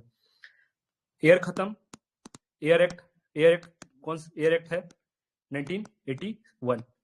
वाटर खत्म, वाटर एक्ट 1974, ठीक। एक और था वाटर का क्या था, सेस, वाटर सेस था 1979 का था शायद, ठीक है। तो वाटर एक्ट वाला याद रखना, ओपीएससी पूछा था ये वाटर एयर एक्ट और वाटर एक्ट का डेट पूछा था, पिछले ही साल पूछा था 1981 1974, ध्यान देना। सॉइल पोल्यूशन, ठीक है, एयर वाटर खत्म और मिट्टी का पोल्यूशन। इंडिया के पास क्या क्या स्कीम है, सॉइल पोल्यूशन तुम्हारे पास कॉमन सेंस है, क्या होता होगा क्या नहीं होता है, इसलिए यहाँ पे उसका कुछ नहीं लिखा, यहाँ पे वो अननेसेसरी बने पेज भरने वाला काम हो गया। एग्जाम में भी आंख बंद करके लिख दोगे तो सॉइल पोल्यूशन, मुझे पता है कि कम से कम 10 लाइन तो लिख ही दोगे सॉइल पोल्यूशन में कैसे सॉइल पोल्यूट हो रहा है, ठीक है। स्कीम क्या है गवर्नमेंट का, national mission for sustainable agriculture promote कर रहा है। अभी हाल ही में नेचुरल फार्मिंग वाला एक स्कीम आया है, तो अभी 4 दिन पहले गवर्नमेंट जो मैंने सेशन स्टार्ट हुआ है अभी पिछले हफ्ते मंडे को, तो पहला ही दिन में 1 नेशन 1 सब्सक्रिप्शन और नेशनल नेचुरल फार्मिंग करके स्कीम लॉन्च हुआ है। ठीक है, तो ये सब किस चीज के लिए है? सॉइल पोल्यूशन को बचाएगा ये सब इनडायरेक्टली। स्कीम है एक्चुअली एग्रीकल्चर को सस्टेनेबल एग्रीकल्चर प्रमोट करने का, उसमें सॉइल भी आता है। तो national mission for soil sustainable agriculture, soil health card, प्रधानमंत्री कृषि सिंचाई योजना, परंपरागत कृषि विकास योजना, परंपरागत ऑर्गेनिक फार्मिंग टाइप में है। ठीक है, नेचुरल फार्मिंग भी उसी टाइप में था, न्यूज में बना था, इंडियन एक्सप्रेस का एक्सप्लेन पेज में था। ठीक है, तो ये चीज यहाँ पे तुम ऐड, जो अभी इस ये में आया है यहाँ पे ऐड कर लेना अपना कि natural farming mission natural farming करके कुछ था, नेचुरल फार्मिंग। ठीक है, उसका मकसद क्या था मैं बता दे रहा हूँ, करंट अफेयर का ही था वो, 10 दिन पहले आया अभी। उसमें करना क्या था कि गवर्नमेंट है कुछ डिस्ट्रिक्ट को मार्क किया है कि इन डिस्ट्रिक्ट में फर्टिलाइजर का बहुत ज्यादा अननेसेसरी यूज हो रहा है, और प्लस यहाँ पे लोग मैंने ऑर्गेनिक फार्मिंग को ज्यादा ध्यान नहीं दे रहे हैं। सर्टन डिस्ट्रिक्ट को काउंट किया है ये, उस डिस्ट्रिक्ट में अच्छे से इंप्लीमेंट कराना है इसको, कौन सा नेचुरल फार्मिंग को। ठीक है, उसीलिए गवर्नमेंट वो स्कीम लाया है, बजट एलोकेशन अच्छा खासा किया है ताकि उसको प्रमोट कर सके। यही था एक्सप्लेन पेज में। अब ज्यादा डिटेल में देखना है तो नेक्स्ट मंथ का बुकलेट आएगा, वहां देख लेना, नहीं तो यूट्यूब में वीडियो पड़ा हुआ है, देख लेना नेचुरल फार्मिंग ऊपर जो स्कीम आया है अभी। ठीक, सॉइल का गवर्नमेंट ऑफ इंडिया का क्या है स्कीम, इंडियन स्कीम ये है, ग्लोबल इनिशिएटिव। अब प्रीलिम्स में यहाँ से तो नहीं पूछेगा डायरेक्टली कैसे क्या है, नहीं है, तुमको ये स्कीम बेस्ड है। अब यहाँ पे स्कीम के अब तुमको पता होना चाहिए कि परंपरागत कृषि विकास योजना किससे रिलेटेड है। ऑर्गेनिक फार्मिंग का बात कर रहा है कि हम लोग कन्वेंशनल जो हमारा टेक्निक था, ओल्ड टेक्निक था, उसको यूज करके हम लोग कैसे कृषि का विकास करें। ठीक, सॉइल हेल्थ कार्ड ये भी स्कीम है, यूपीएससी पूछा था इसके बारे में 2018 में। सॉइल हेल्थ कार्ड में क्या क्या होता है, क्या करना रहता है, स्कीम है ये। ठीक, तुम अभी अगर तुमको रिकॉल करना है जैसे लिख लो कहीं साइड में अपने पेज में कि ये स्कीम अभी साथ ही साथ देख लूंगा, बहुत इंपॉर्टेंट स्कीम है, साथ ही साथ देख लेना अभी सॉइल हेल्थ कार्ड कैसे क्या करना रहता है इसमें। अब आते हैं ग्लोबल इनिशिएटिव क्या है सॉइल से रिलेटेड। पढ़े थे CCD, UN convention on combating desertification, तो वहां पे देखे थे land degradation neutrality, Delhi declaration में ही ये हुआ था जो 2018 या 19 में हम लोग सीसीडी का कन्वेंशन हुआ था, तो वहां पे एलडीएन का बात हुआ था, लैंड डिग्रेडेशन न्यूट्रलिटी। फिर अभी जान कॉल ये भी देखे थे कि उसी में वही यूएनसीसीडी का ही कोई ये था, कॉप था, उसमें इसका डिक्लेरेशन हुआ था। और क्या, ग्रेट ग्रीन वॉल इनिशिएटिव, ये बताया था कि अफ्रीका का जो साहेल रीजन है, तो यहाँ पे लोग पूरा प्लांटेशन कर रहे हैं ताकि ये जो सैंड है यहाँ का, ये उड़ के इधर इसको ना बर्बाद कर दे, यहाँ का बायोडाइवर्सिटी को खराब ना कर दे। ठीक है, तो यहाँ पे प्लांटेशन वगैरह अच्छे से कर देंगे, इस वजह से क्या होगा कि जो भी सैंड होगा यहाँ पे आके रुक जाएगा। ठीक है, इधर नहीं आएगा बोल के। तो great green wall initiative African union का, ध्यान रखना। मैपिंग जा रहे हो देखने तो याद रखना, साहेल रीजन अफ्रीका का, मगरेब रीजन। ठीक है, मगरेब रीजन देख के जाना, इस बार करंट अफेयर में था। ठीक, ग्लोबल इनिशिएटिव, यूएनसीसीडी, एलडीएन, ये सब है ग्लोबल इनिशिएटिव। प्रीलिम्स में क्या पूछेगा, अभियान call related to which of the following. ठीक, याद रखना, लैंड डिग्रेडेशन न्यूट्रलिटी कौन से ये में मैंने लाया गया था, तो बता दिया हूँ, दिल्ली वाला जो कॉप था, दिल्ली का कॉप था किसका, एनसीसीडी का, वहां पे लैंड डिग्रेडेशन न्यूट्रलिटी का बात किया था। क्या था इसमें कि लैंड को ऐसे यूज करना है ताकि वो फिर से अपने को रिसाइकल कर सके और फ्यूचर जनरेशन को हम लोग बचा सके, बोल के हम लोग को ऐसा यूज करना है। तो बाय 2030 हम लोग को करना था लैंड डिग्रेडेशन न्यूट्रलिटी अचीव करना था हम लोग को, कि 2030 तक हम ऐसा यूज करेंगे लैंड को कि उसको हम लोग को फ्यूचर जनरेशन हमारा यूज कर सके उसी ये में आउटपुट में। एयर खत्म, वाटर खत्म, सॉइल खत्म, नॉइज पोल्यूशन उतना बड़ा कोई पोल्यूशन है नहीं, लेकिन फिर भी थोड़ा सा जान लेते हैं basics. Sound measured in decibel में उसको मेजर करते हैं unit. Increase of 10 dB is double increase in loudness, कि जैसे मान लो कि 10 dB बढ़ा, 10 dB से 20 dB हुआ, या ऐसे देख लो कि 11 dB था फिर 21 dB हुआ, फिर और 31 dB हुआ, तो ये क्या इंक्रीज 10 टाइम्स हो रहा है। तो ये क्या कर रहा है, हर बार ये 2x हो रहा है। ये 31 में 31 से और 41 हुआ तो उसका 2x हो जाएगा, 31 का जितना था साउंड उसका 2x हो जाएगा ये। ठीक है, increase in 10 leads to 2 times of sound. तो ये है छोटा सा फैक्ट है। नॉइज पोल्यूशन पता है कि ऐसे नॉर्मल जो तुम सुने होगे कि कोई ऐसे कोई जैसे क्लब वगैरह अलाउ नहीं होता है, या फिर sound system, heavy sound system allow नहीं होता है, कहाँ पे, स्कूल हॉस्पिटल ये सब आसपास में अलाउ नहीं रहता है, कुछ मीटर के दूरी में, 100 मीटर या 500 मीटर की दूरी में मैंने हैवी साउंड सिस्टम अलाउ नहीं रहता है बजाना नॉइज पोल्यूशन का। इसमें ज्यादा कुछ क्वेश्चन बनेगा नहीं इसमें, अभी ये बहुत नेग्लिजिबल काइंड ऑफ पोल्यूशन है जिसको कंसिडर नहीं किया जा रहा है पोल्यूशन, बस ध्यान रखो कि ऐसा कुछ पोल्यूशन है। Radio active pollution, alpha particle जो है अगर enter can block by piece of paper, जो अल्फा पार्टिकल है थोड़ा वीक होता है, अल्फा बीटा गामा, तो गामा क्या है कि पेनिट्रेट कर जाता है वो। ठीक है, वो होता कौन सा चार्ज है, न्यूट्रल चार्ज होता है वो, पेनिट्रेट कर सकता है, मैंने दीवार को भी पेनिट्रेट कर सकता है और सेल को डैमेज कर देगा। ठीक, जो बीटा पार्टिकल है वो नेगेटिव चार्ज होता है, ये पेनिट्रेट थ्रू द स्किन, ये स्किन में एंटर कर जाएगा, but can be blocked by glass, इसको ग्लास से ब्लॉक कर सकते हैं। जो रेडियो एक्टिव एलिमेंट जो हम लोग यूज कर रहे हैं न्यूक्लियर प्लांट, तो वहां पे गामा रेडिएशन निकलते रहता है। ठीक है, तो उसके लिए क्या बनाते हैं हम लोग, लीड का एक कंक्रीट वॉल बनाते हैं ताकि यहाँ से बाहर न जा सके। ठीक है, तो लीड इनको यहाँ पे लीड का भर देते हैं, लीड पीबी यहाँ पे भर देते हैं और कंक्रीट का वॉल बना देते हैं ताकि इसको, तो तुम अगर तुम लोगों से जो भी चेरनोबिल देखा होगा, चेरनोबिल, ठीक है, चेरनोबिल, तो वहां पे मैंने इसके रेडिएशन का क्या इम्पैक्ट है तुम पूरा एकदम डिटेल में, 3-3.5 घंटे का वेब सीरीज है, खतरनाक वेब सीरीज था, उसमें बताया अच्छे से रेडिएशन का कितना बड़ा इम्पैक्ट होता है, कैसे इम्पैक्ट पड़ सकता है इंडिविजुअल पे। अल्फा पार्टिकल, बीटा पार्टिकल और गामा पार्टिकल। ठीक, अल्फा क्या है कि मैंने बहुत बेसिक लेवल की, इतना इम्पैक्ट नहीं पड़ेगा, लेकिन है पॉजिटिव चार्ज। नेगेटिव चार्ज है, स्किन पेनिट्रेट कर रहा है लेकिन ग्लास से ब्लॉक कर सकते हैं। ये क्या है, सबको भेज देगा ये। ठीक, can damage cell blocked by thick concrete wall, cell को डैमेज करेगा लेकिन इसको ग्लास से नहीं ब्लॉक कर पाएंगे, इसके लिए कंक्रीट वॉल चाहिए और स्पेशली लीड से बना हुआ चाहिए, तब जाके वो रेडिएशन को ब्लॉक करेगा। ये हो गया तुम्हारा रेडियो एक्टिव पॉल्यूशन के बारे में। Plastic as a waste, plastic as a waste, इस बार अभी कंक्लूड होने वाला था plastic treaty, global plastic treaty conclude होने वाला था कल। ठीक है, plastic treaty, global plastic treaty कल कंक्लूड होने वाला था, लेकिन कुछ भी कंसेंसस डेवलप नहीं हो पाया सबके बीच में, फ्रस्ट्रेट होके उसको पोस्टपोन कर देगा नेक्स्ट ईयर के लिए। कि चलो हर कोई हर कंट्री अपना कंसेंसस डेवलप नहीं कर पाया, इंडिया भी अपोजिट स्टैंड लिया, डेवलप्ड कंट्री कुछ बोल रहे थे, डेवलपिंग कंट्रीज कुछ बोल रहे थे। वो लोग कह रहे थे कि सबको प्लास्टिक बैन करना पड़ेगा, इससे क्या होगा कि मराइन पोल्यूशन कमेगा। ठीक, लेकिन इंडिया बोला कि सबको क्यों, तुम लोग कचरा फैलाए हो, तुम लोग अपना देखो, हम लोग अपने हिसाब से, अपना नेशनल इंटरेस्ट के हिसाब से देखेंगे। तो इंडिया अपना स्टैंड दिया कि मैंने बात करो तो इक्विटी और इसका बात करो, CBDR का बात करो, कॉमन बट डिफरेंशिएटेड रिस्पांसिबिलिटी, कि हाँ हम भी कम करेंगे लेकिन जितना हम फैलाए हैं उस हिसाब से हम कम करेंगे, जितना तुम फैलाओ उस हिसाब से तुम कम करो। तो वैसा बात हुआ बोल के मैंने कुछ भी कंसेंसस डेवलप नहीं हो पाया, और कल ही जो था हेडलाइन बना था एक्सप्रेस में कि ग्लोबल प्लास्टिक ट्रीटी जो है नेक्स्ट ईयर के लिए पोस्टपोन हो गया है, फाइनलाइज नहीं हो पाया, जबकि होना था इसी साल दिसंबर के पहले। Plastic as a waste data जो है CPCB का, इंडिया जो है 5th लार्जेस्ट प्रोड्यूसर है।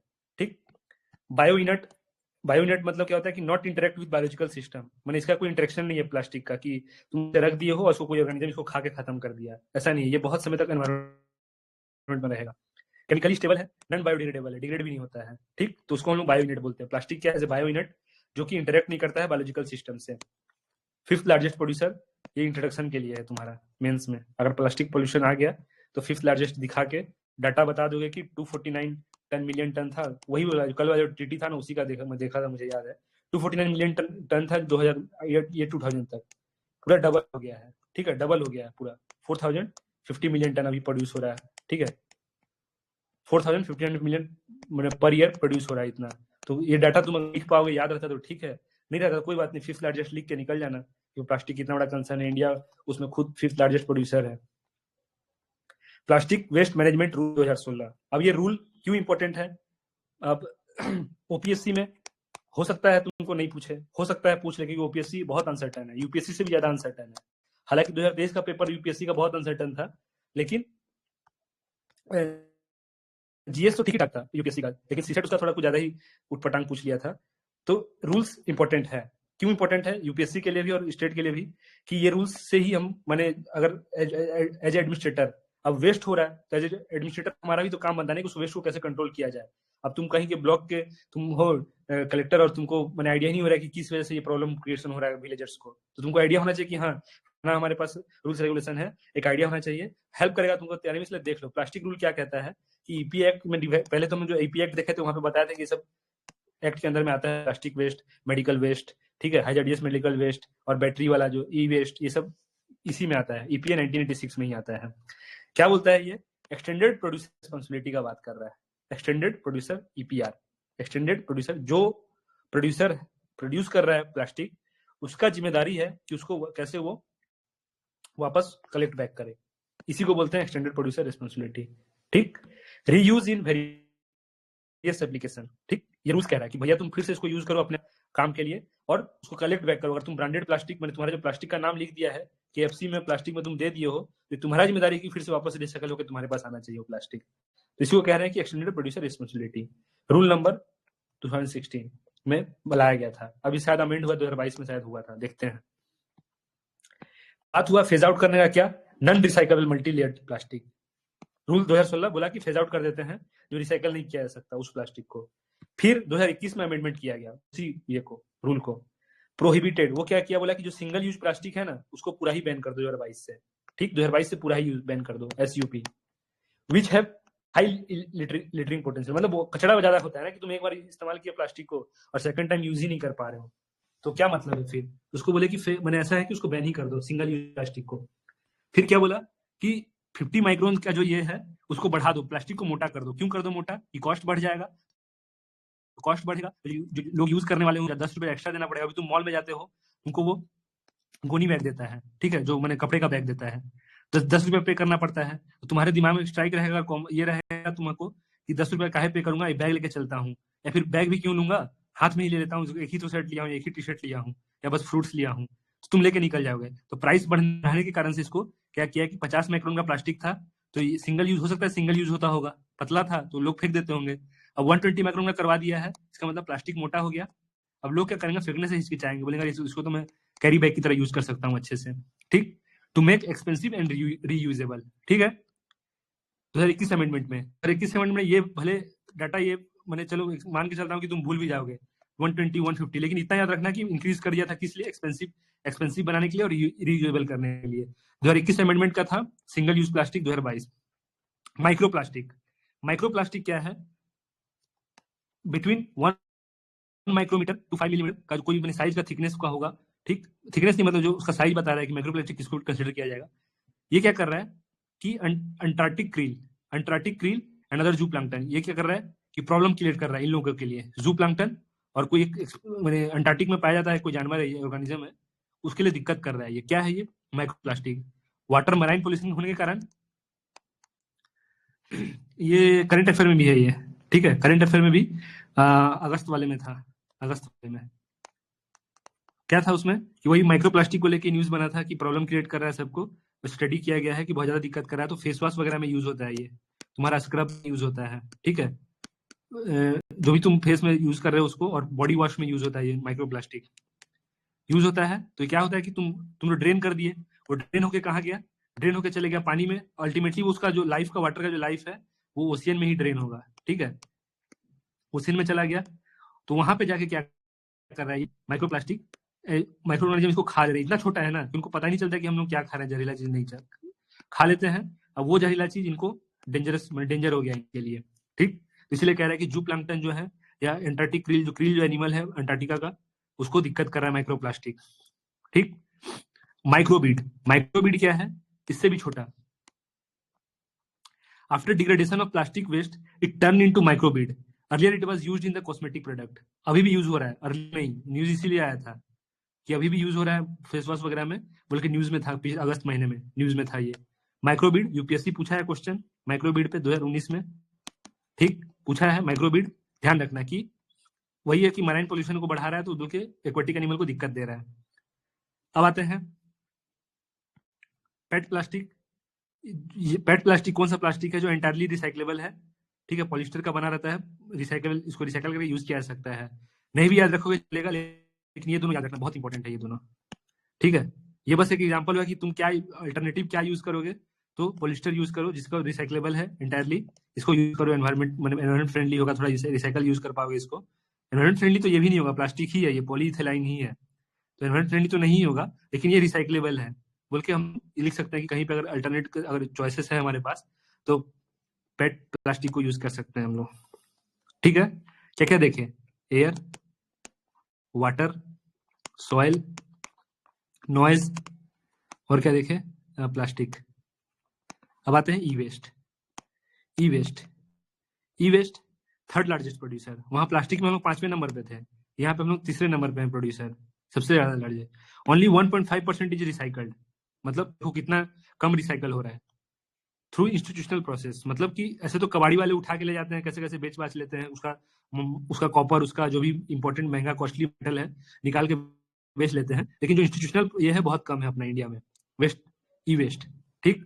ई वेस्ट, अब देखो क्वेश्चन तो मैं नहीं करा रहा हूँ, तुम यूपीएससी का क्वेश्चन पैरेलली देखते जाओ इसी टॉपिक पे। ये था किसके ऊपर, ई वेस्ट के ऊपर था, पूछा है। फिर क्या, ये भी था शायद ई वेस्ट के ऊपर, हाँ ये भी ई वेस्ट के ऊपर था। देख लेते हैं, पहले ई वेस्ट पढ़ लेते हैं।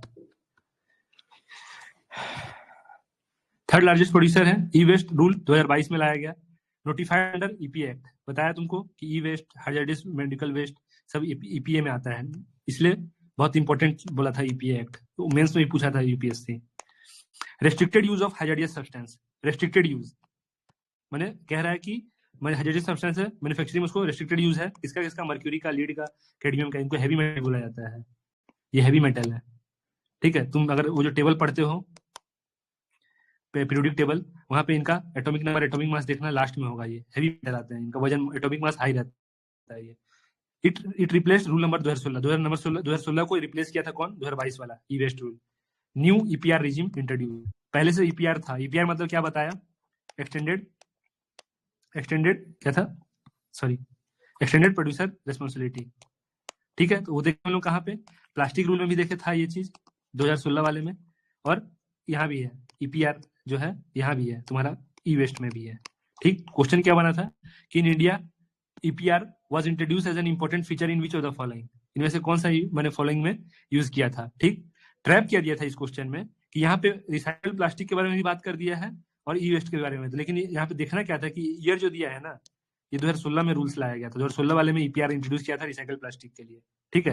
लेकिन ई वेस्ट में 2011 में था ये ऑलरेडी, अब इसी को अमेंड करके 2022 में 10 साल बाद इसको न्यू ईपीआर रिजिम लाया गया है इसमें, ठीक है। न्यू रिजिम, इसके अंदर क्या किया है वो हमारे उतना काम का नहीं है, लेकिन एक्सटेंडेड प्रोड्यूसर रिस्पॉन्सिबिलिटी जो है उसको इंट्रोड्यूस किया गया है इसमें, देख लेते हैं। मैं बताया तुमको रूल, जो ई वेस्ट का रूल 2011 में एक्सटेंडेड प्रोड्यूसर रिस्पॉन्सिबिलिटी का बात हुआ था, ठीक है। इसलिए यूपीएससी क्वेश्चन पूछा था ये 2019 में, लेकिन ट्रैप वही था कि इसको जो इसको ध्यान दे देता वो कर लेता।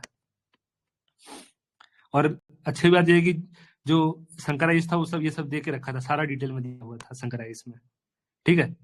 तो पूछता है शंकराइज, लाइक तुम जितना मैंने लक्ष्मीकांत को इंपॉर्टेंस देते हो ना, उतना ही शंकराइज भी इंपॉर्टेंट है, तुम अच्छे से खाली यही पढ़े रहो, बहुत काम आएगा। सॉलिड वेस्ट मैनेजमेंट 2016, अब आगे सॉलिड वेस्ट के बारे में, ये क्या किया रूल, ये भी रूल है 2016 का, रिप्लेस क्या किया, तो ये 2000 में कोई आया था उसको रिप्लेस करके लाया, ये वो भी अंडर 1986। क्या करता है ये, made rule applicable beyond municipal area, कि जो रिप्लेस करके लाया और क्या बोला कि सिर्फ म्युनिसिपल एरिया में सॉलिड वेस्ट मैनेजमेंट का बात नहीं होना चाहिए, उससे बियॉन्ड भी होना चाहिए, that is extended to industrial township और डिफेंस स्टैब्लिश एक्सेट्रा। मतलब वो बोला कि म्युनिसिपल एरिया में सॉलिड वेस्ट मैनेजमेंट का बात होना चाहिए, प्लस तुम अगर पॉलिटी पढ़े हो और 74th अमेंडमेंट में तुम अगर चैप्टर पढ़े हो म्युनिसिपैलिटी, तो वहां पे इंडस्ट्रियल टाउनशिप, डिफेंस स्टैब्लिशमेंट, जो कैंटोनमेंट बोर्ड जो है, ठीक है, ये सब वहां पे था, वहां पे टाउनशिप, इंडस्ट्रियल टाउनशिप। तो ये चीज तुमको वहां से मैंने एक बार रिकॉल कर लेना, देख लेना आज ही जाके क्या क्या है म्युनिसिपैलिटी 74th अमेंडमेंट में, किस टाइप का ये को बात किया गया है, डिसेंट्रलाइज पावर का बात किया गया है यहाँ पे, ठीक। तो बोला कि ईयर 2000 में क्या था कि सिर्फ म्युनिसिपल एरिया का बात कर रहा था, लेकिन जैसे जैसे ग्रो किया अपना सोसाइटी तो बाद में एक्सटेंड किया ये इंडस्ट्रियल टाउनशिप, डिफेंस एस्टेब्लिशमेंट, ठीक। प्रॉब्लम क्या है इसका, प्रॉब्लम इज सेग्रीगेशन, मैंने इसको आदमी लोग को कितना भी नियम बना दो, अगर वो लोग को फॉलो नहीं करेंगे तो फिर कोई भी नियम का मतलब नहीं है। सेग्रीगेशन बहुत बड़ा प्रॉब्लम है, therefore segregation responsibilities of generator, तो जो जनरेट कर रहा है उसका ऊपर जिम्मेदारी दिया गया है सीए में, ठीक है, कि जो जनरेट कर रहा है उसी को जिम्मेदारी। तो फॉर एग्जांपल कि गीला कचरा, सूखा कचरा, अभी तुम न्यूज में भी एड में भी देख रहे होगे, ठीक है, रेलवे स्टेशन में भी देखते होगे 2 डब्बा रहता है, ग्रीन और ब्लैक, एक में गीला रहेगा, एक में सूखा रहेगा, ठीक है। और तीसरा जो डलाया गया डोमेस्टिक हजार्ड, ठीक है, डोमेस्टिक हजार्ड, तो ये सेग्रीगेशन का कैटेगरी है। बहुत सारे म्युनिसिपैलिटी जो इंदौर वगैरह है, जो हमेशा क्लीनेस्ट सिटी में रहते हैं, वहां पे ये चीज बहुत अच्छे से इंप्लीमेंट करा पा रहे हैं वो लोग, ठीक है। इंदौर हमेशा पिछले 5-6 साल से मैं देख रहा हूँ, इंदौर हमेशा रैंक 1 में रहता है, मैंने कुछ भी हो रैंक 1 में रहता है उसका, वहाँ का जो सिस्टम जो बना हुआ है, जो म्युनिसिपैलिटी जो खर्चा किया है वहाँ पे, मैंने ये इस सिस्टम सेग्रीगेशन ये पे, वो बहुत कमेंडेबल है। हमेशा मैंने ऐसे बात आता है जब भी म्युनिसिपैलिटी वगैरह का, मैंने एक्शन का, ठीक ना, उसका फंक्शनलिटी का, तो उसमें इंदौर म्युनिसिपैलिटी का बहुत हमेशा नाम आता है। कलेक्ट बैक स्कीम, एक स्कीम इसी के थ्रू बोला सॉलिड वेस्ट मैनेजमेंट का, कि collect back scheme for packaging waste if product is non biodegradable, मैंने तुम अगर प्रोडक्ट तुम्हारा जो तुम ये कर रहे हो वो बायोडिग्रेडेबल नहीं है तो तुम उसको कलेक्ट बैक करो। ये रूल में डाला गया सॉलिड वेस्ट मैनेजमेंट को इम्प्लीमेंट कराने के लिए, रूल में डाला गया। सॉलिड वेस्ट मैनेजमेंट के लिए पूछ चुका था क्वेश्चन, ये था 2018 का, पूछता है और पूछ रहा है। अब सॉलिड वेस्ट को ट्रीट कैसे करेंगे, सॉलिड वेस्ट को ट्रीट कैसे करेंगे, दो तरीके से करेंगे, एक होता है इंसर्नेशन, सॉरी 3 तरीके से करेंगे, इंसर्नेशन या combustion. Waste directly burn in presence of oxygen, माने अगर ऑक्सीजन के प्रेजेंस में हाई टेम्परेचर देखे अगर सॉलिड वेस्ट को हम ये कर दिए जलाएं तो उसको हम लोग क्या बोलेंगे, कंबसन या incineration. That is to use it as a fuel for steam generation, मतलब कि to use it as a fuel for steam generation. अब जो उसको जो इसका जो रेसिड्यू होगा उसका फ्यूल उसको स्टीम जनरेट करने के लिए यूज करेंगे। जिसका फ्यूल निकला इससे जलाने के बाद कुछ वहां पे फ्यूल ये बनता है, गैस बनता है, सीन गैस वगैरह कुछ बनता है, उसको हम लोग उस गैस को हम लोग फिर बर्न करेंगे ताकि उसको हम लोग स्टीम जनरेशन, ताकि वाटर को गर्म करें और वाटर को ये करके टरबाइन घुमाएं। ठीक है, वहां पे यूज कर सकते हैं, कह रहा है ये इंसर्नेशन या कंबसन, जहां पे ऑक्सीजन के प्रेजेंस में हाई टेम्परेचर देके बर्न किए। और क्या है पायरोलिसिस या फिर गैसिफिकेशन। इस प्रोसेस में क्या हो रहा है कि process of burning of organic matter in absence of oxygen, यहाँ पे ऑक्सीजन का एब्सेंस है तो उसको पायरोलिसिस बोले, यहाँ पे प्रेजेंस ऑफ ऑक्सीजन है उसको इंसर्नेशन बोले। ठीक, और प्लाज्मा गैसिफिकेशन क्या है, extreme thermal process using plasma, मतलब प्लाज्मा को यूज करके एक्सट्रीम थर्मल प्रोसेस। तो क्या किए, कन्वर्ट क्या किए ऑर्गेनिक मैटर में। जो अगर ऑर्गेनिक मैटर में कन्वर्ट हो जाता है तो सीन गैस बनेगा, और इनऑर्गेनिक मैटर में बन रहा है तो उसको स्लैग बोलेंगे। ठीक, तो ये 3 टेक्निक है जिससे हम लोग सॉलिड वेस्ट को ट्रीट कर रहे हैं। देखो ट्रीटमेंट या फिर बोलते हैं कंट्रोल मेजर्स। एयर का देखे थे क्या क्या था, फिर से बता रहा हूँ। एयर का तुम्हारा इलेक्ट्रोस्टैटिक प्रेसिपिटेटर, कन्वर्टर था, कैटलिस्ट कन्वर्टर का, स्क्रबर था। वैसे ही वाटर का देखे थे, ब्रिगलोली, ऑयल जैपर, ये सब था। वाटर हाइसिंथ हेवी मेटल को ये कर रहा था। वैसे ही सॉलिड वेस्ट को करने के लिए ये सब टेक्निक है। ठीक, स्ट्रक्चर्ड वे में है सब, ध्यान देना। अब इसी को हम लोग बोलते हैं वेस्ट टू एनर्जी। क्या कर रहे हैं, सॉलिड वेस्ट को एनर्जी में कन्वर्ट कर रहे हैं। जो भी इससे आउटकम निकल रहा है बाय प्रोडक्ट, उसको हम लोग क्या कर रहे हैं, स्टीम, वाटर को स्टीम जनरेट करने में कर रहे हैं। ठीक, क्वेश्चन वही पूछा था। In the context of which of the following are the term pyrolysis and plasma gasification mentioned. Answer ये होता 2019। ठीक है, अब ऐसा मत सोचना कि 2019 से तो पुराना हो गया। भैया ये स्टैटिक पढ़ रहे हैं हम। 2001 का भी अगर कोई पूछ रहा है ना क्वेश्चन तो उतना ही रिलेवेंट है जितना वो 2001 में था। स्टैटिक हमेशा रिलेवेंट रहता है। अब आते हैं बायोमेडिकल रूल, फिर ये भी 2016, ऑलमोस्ट लगभग का 2000 सबका 2016 ही है, कुछ का 2021-22 हुआ है। इसमें क्या बोला था कि फिट आउट करना है इस चीज को। क्लोरीनेटेड प्लास्टिक जो है item within 2 year, classified into 4 category, ये 4 कैटेगरी में बांटा। Common biomedical waste treatment facilities. अब देखो यहाँ पे 3 का बात हुआ, वेट, ड्राई, डोमेस्टिक हजार्ड, और यहाँ पे 4 कैटेगरी में बांट रहा है। ठीक है, कुछ एक एक्स्ट्रा कैटेगरी किया होगा यहाँ पे उस 3 कैटेगरी के अलावा, सॉरी कुछ और देखा होगा यहाँ पे। Common biomedical waste treatment facilities, हाँ ये ज्यादा हेवी हो जाता है, लेकिन एक बार कहीं से क्वेश्चन देखा था इसके ऊपर भी एग्जाम में, कि वो कह रहा है कि तुम मैंने जितने भी हॉस्पिटल हैं अगर उस 75 किलोमीटर के आसपास में अगर इस जो फैसिलिटी बना हुआ है और 75 किलोमीटर के आसपास में हॉस्पिटल है इसका रेंज में, तो ये लोग को बोला जाएगा कि यहीं पे लाके गिराओ, अपना डंप करो। ठीक है, ये रूल 2016 का रूल था। हजार्डियस वेस्ट, जो हजार्डियस आइटम है 2016 का, distinguish between hazardous waste and other waste, ये बताया कि हजार्डियस वेस्ट क्या होता है और अदर वेस्ट क्या होता है, उसके बारे में डिस्टिंग्विश किया। No country can export hazardous waste in India for final disposal, मतलब कि पहले ऐसा होता था कि डेवलप्ड कंट्री क्या कर रहे हैं, लाके डंप कर दे रहे हैं डेवलपिंग कंट्री में। ठीक है, ये एक रूल बनाया 2016 में, बोला कि फाइनल डिस्पोजल के लिए नहीं यूज किया सकता, but can be used for recycle. जैसे कि मान लो कि कोई इलेक्ट्रिकल इक्विपमेंट है, वो आया, ठीक है, उसके अंदर जो बैटरी वगैरह लीड वगैरह वो सब हैजार्डियस है, आया वो, तो अब सिर्फ इसलिए नहीं आना है कि यहाँ पे डिस्पोज कर रहे हैं, हम उनको जगह दे दिए हैं और यहाँ पे वो लाके फेंक के रखे हुए हैं, इसलिए नहीं। वो आएगा इक्विपमेंट इसी कंडीशन में कि उसको रिसाइकल यूज किया जाएगा। तो कोई भी इंपोर्टर है, जो भी इंपोर्टर वहां से इंपोर्ट कर रहा है ऐसा वेस्ट को, तो वो यहाँ पे दिखाएगा कि भैया ये कंपनी है जो बोला है ये सामान को रीयूज करेगा। ठीक है, तो इससे क्या होगा, इंडियन कंपनी को क्या मिलेगा, कम दाम में सामान मिलेगा, उसको यहाँ पे रीयूज कर लिया। लेकिन इंपोर्टर ये कह के यहाँ इंपोर्ट करेगा कि भैया यहाँ पे कोई खरीदार नहीं है, लेकिन इसको मैं वेस्ट करने, मैंने तुम अपना रख लो, इसको मैं पैसा दे दूंगा कुछ तुमको, ऐसा अलाउ नहीं है इंडिया में। ठीक है, अब आते हैं और टेक्निक जाएंगे अब सॉलिड सॉरी इसको ये करने का, जो जो टेक्निक बता रहे थे ना कि हम लोग और कैसे कैसे तरीके से हम लोग पोल्यूशन को ये कर पाएंगे, कंट्रोल कर पाएंगे। माइक्रो ऑर्गेनिज्म यूज करके देखे बहुत जगह, जो ऑयल जेपर था, ऑयल जेपर एक खुद ये था, बैक्टीरिया था।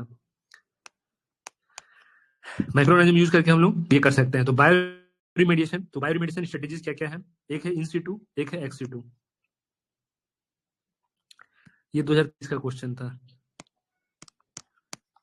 ठीक है, कॉमन सेंस से करने वाला था, वो देख लो, मैंने सॉल्व करना है, स्क्रीनशॉट ले लो। अब आते हैं इन सिटू। इन सिटू क्या कह रहा है कि तुम जहां पे भी तुम ट्रीट कर रहे हो, मैंने तुम जहां भी प्रॉब्लम है तुम वहीं पे जाके ट्रीट करो, ठीक है, उसी जगह पे, कहीं से वहां से मटेरियल लेके नहीं आना है तुमको, ठीक। तो उसमें बायो वेंटिंग बोला, ऑलमोस्ट तीनों सेम ही है, थोड़ा थोड़ा बेसिक डिफरेंस है। तो तुम इन सिटू याद रखना कि ये तीनों कीवर्ड याद रखना ज्यादा इंपॉर्टेंट है। Bio venting, bio sparging, bio augmentation, related to which of the following? Related to in situ bio remediation, ठीक, in situ bio remediation. Ex situ किससे रिलेटेड है? सॉरी ये सिटू है। एक्स सिटू किससे रिलेटेड है? तो वहां पे कि जहां पे तुम जो कंटेमिनेटेड एरिया था उसको तुम लेके आए, और उसके बाद सॉरी तुम उसको जो कंटेमिनेटेड एरिया था वहां पे तुम उसको लेके आए, फिर उसके बाद उसको तुम ट्रीट कर रहे हो उसको करेक्ट करने के लिए। तो लैंड फार्मिंग, बायोपाइल्स, बायोरिएक्टर, कंपोस्टिंग, ये सब तरीका है जैसे तुम बायोरिमेडिएशन एक्स सिटू। अब इतना डिटेल में मैंने ये नहीं जाएगा, ठीक है, हल्का सा मतलब यही देख लो, अगर लिखा हूं तो बता ही दे रहा हूँ। Nutrient and air supplied through the well to stimulate growth, मतलब कि क्या कर रहे हैं कि अगर मान लो नीचे में पोल्यूटेंट है ग्राउंड में, तो यहाँ पे क्या किए, न्यूट्रिएंट्स दिए और बैक्टीरिया मैंने और उसको और भी सप्लीमेंट दिए कुछ, ताकि बैक्टीरिया एक्टिवेट हो जाए, ठीक है, बैक्टीरिया एक्टिवेट हो जाए, और एक्टिवेट होने के बाद जो भी मैंने वाटर का ग्राउंड वाटर का जो भी मैंने प्रॉब्लम है माइक्रो ऑर्गेनिज्म का, उसको खत्म कर दे, ठीक, फिल्टर कर दे। वैसे bio sparging, inject air injected below water level water table to enhance the biodegradation. फिर वही काम है यहाँ पे कि बैक्टीरिया को एक्टिवेट करना है through pumping water. Bioaugmentation, bio microorganism supplied to the site, मैंने कोई डायरेक्टली मैंने माइक्रोऑर्गेनिज्म को ही भेज दिया गया। इन दोनों में क्या कर रहे थे हम कि भेज रहे हैं किसको, सप्लीमेंट को भेज रहे हैं ताकि बैक्टीरिया ग्रो करे। यहाँ पे क्या करें, डायरेक्टली हम लोग माइक्रोऑर्गेनिज्म को ही भेज दे रहे हैं वहां पे साइट, जो साइट पे है, साइट पे हम लोग डायरेक्टली भेज दे रहे हैं। ये हो गया। एक्स सिटू में लैंड फार्मिंग बहुत कॉमन चीज है, बायोपाइल्स हाइब्रिड टाइप है, लैंड फार्मिंग प्लस कंपोस्टिंग को मिला के। बायोरिएक्टर जहाँ पे इंजीनियर्ड सिस्टम को मैंने कोई टेक्नोलॉजी यूज करके बायोरिएक्टर को हम लोग एक्टिवेट करेंगे, वहां पे जाके हम लोग जो जो डिकम्पोज या फिर जो पोल्यूटेड लैंड या है या फिर पोल्यूटेड कोई भी चीज है वाटर है, उसको हम लोग ट्रीट करेंगे। ये बेसिकली इसका मतलब है कि एक बायो रिमेडिएशन टेक्निक है जहाँ पे माइक्रो ऑर्गेनिज्म को यूज कर रहे हैं कंटामिनेंट को ये कर लेस टॉक्सिक बनाने के लिए। इन सिटू एक्स सिटू, बस कीवर्ड याद रखना। अब आते हैं जेनेटिक इंजीनियरिंग अप्रोच, वो देखे कि कैसे माइक्रो ऑर्गेनिज्म ये कर रहा है। अब यहाँ पे जेनेटिक इंजीनियरिंग अप्रोच क्या है, फाइटो रिमेडिएशन, बायो रिमेडिएशन था, phyto remediation, use of plant. अब ये तीन केस में प्लांट का यूज हो रहा है, नाम देख लो, डेफिनेशन देख लोगे समझ आ जाएगा कर क्या रहा है। एक्सट्रैक्शन, फाइटो एक्सट्रैक्शन क्या कर रहा है, फाइटो स्टेबलाइजेशन क्या कर रहा है, फाइटो ट्रांसफॉर्मेशन क्या कर रहा है। एक में कर रहा है कि पोल्यूटेंट को खींच ले रहा है वाटर हाइसिंथ, ठीक, एक इसमें कर रहा होगा कि स्टेबलाइज कर दे रहा होगा, मोबिलिटी को होल्ड कर दे रहा है, वो कंटामिनेट कर दे रहा है, ठीक। ट्रांसफॉर्मेशन को कि वन फॉर्म ऑफ ये से सेकंड फॉर्म ऑफ कुछ में बना दे रहा है, transform contaminant to more stable और लेस टॉक्सिक आइटम, ठीक। तीनों कीवर्ड, बस खाली कीवर्ड जानना। फाइटो रिमेडिएशन में एक्सट्रैक्शन है, स्टेबलाइजेशन है, ट्रांसफॉर्मेशन है, तीनों नहीं भी ऐसे मैंने फिल्म्स में नहीं पूछेगा, लेकिन ये कीवर्ड अगर दे देता है तो इस कॉन्टेक्स्ट में जो लार्जर पिक्चर है फाइटो रिमेडिएशन याद रखना कि जहाँ पे प्लांट यूज करके हम लोग ये तीन कंडीशन फुलफिल करा रहे हैं।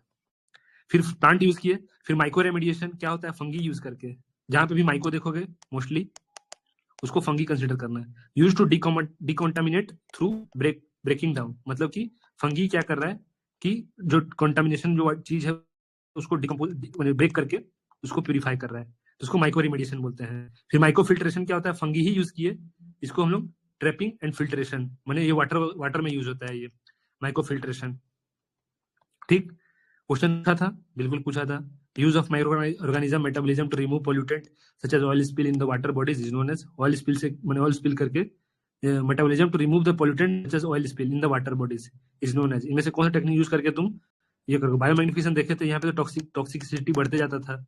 बायो रिमेडिएशन देखे अभी ऊपर में कि कैसे और पर था, क्या क्या था वो खुद माइक्रो ऑर्गेनिज्म था, तो वही ट्रीट कर रहा था। ठीक, तो ये होगा बायोमिथेनेशन। यहाँ पे कुछ CH4 का बात कर रहा है कि इसको प्रोडक्शन करना है, बायोमिथेनेशन। बायो रिडक्शन कि कुछ माइक्रो ऑर्गेनिज्म को कम करना है, ठीक, कम करना है, रिड्यूस करना है। तो सुटेबल आंसर रिमेडिएशन ही होता है। OPSC का ही था ये। Some important international convention UNEP related to the waste material. कुछ इंपॉर्टेंट कन्वेंशन है जो वेस्ट मटेरियल से रिलेटेड है, लेकिन वेरी इंपॉर्टेंट है। ठीक, नाम का बस याद रखो, किस काम का है वो याद रखना। Stockholm convention, basal convention, Rotterdam convention. क्या कह रहा है ये कि हम लोग को एलिमिनेट करना है POP को, परसिस्टेंट ऑर्गेनिक पोल्यूटेंट को। ठीक, एलिमिनेट करना है। बायो एक्यूमुलेशन क्या करता है, ये प्रॉब्लम क्या है इसका कि एक्यूमुलेट हो जाता है, बायो एक्यूमुलेट हो जाता है फूड चेन में। एग्जांपल DDT, ठीक है, endosulfan control pest and mite, trichlorfon, पार्थियोन।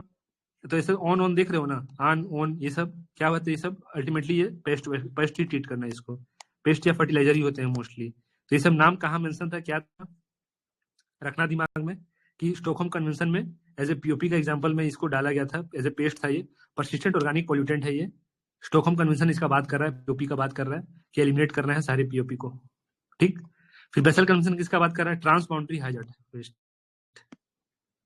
ये बेसल कन्वेंशन वो जो ग्लोबल प्लास्टिक ट्रीटी बना रहे थे ना, प्लास्टिक ट्रीटी जो अभी फाइनलाइज नहीं हो पाया, ठीक है, तो उसमें इसका जिक्र किया था इंडिया, बोला कि ओवरलैपिंग नहीं होना चाहिए इसके साथ। इंडिया का एक्सटेंड दिया था कि बेसल कन्वेंशन के साथ ओवरलैपिंग नहीं होना चाहिए ये, जबकि ये ऑलरेडी बात कर रहा है ट्रांस बाउंड्री हैजार्डियस वेस्ट का। तो कुछ भी ऐसा ट्रीटी में बाइंडिंग मत कर देना कि जो इसके साथ ओवरलैप हो। इंडिया ने एक्सटेंड दिया था उस समय, 4 दिन 5 दिन पहले का न्यूज में था ये। Prevent transfer from developed to LDC, मतलब कि जो हैजार्डियस वेस्ट है डेवलप्ड कंट्री से लो डेवलपिंग कंट्री में भेजने के लिए अलाउ नहीं करता है ये कन्वेंशन, कि तुम नहीं भेज सकते हो। अगर भेजोगे तो फिर भैया तुम पे कन्वेंशन के हिसाब से जो कार्रवाई है तो कार्रवाई होगा। रोटरडैम कन्वेंशन किसके बारे में बात कर रहा है, देखो ये कर रहा है ट्रांसबाउंड्री हैजार्डियस वेस्ट के बारे में, ये कर रहा है POP के बारे में, पॉल्यूटेंट है ये, सॉरी, ठीक। और ये बात कर रहा है रोटरडैम कन्वेंशन, क्या बात कर रहा है,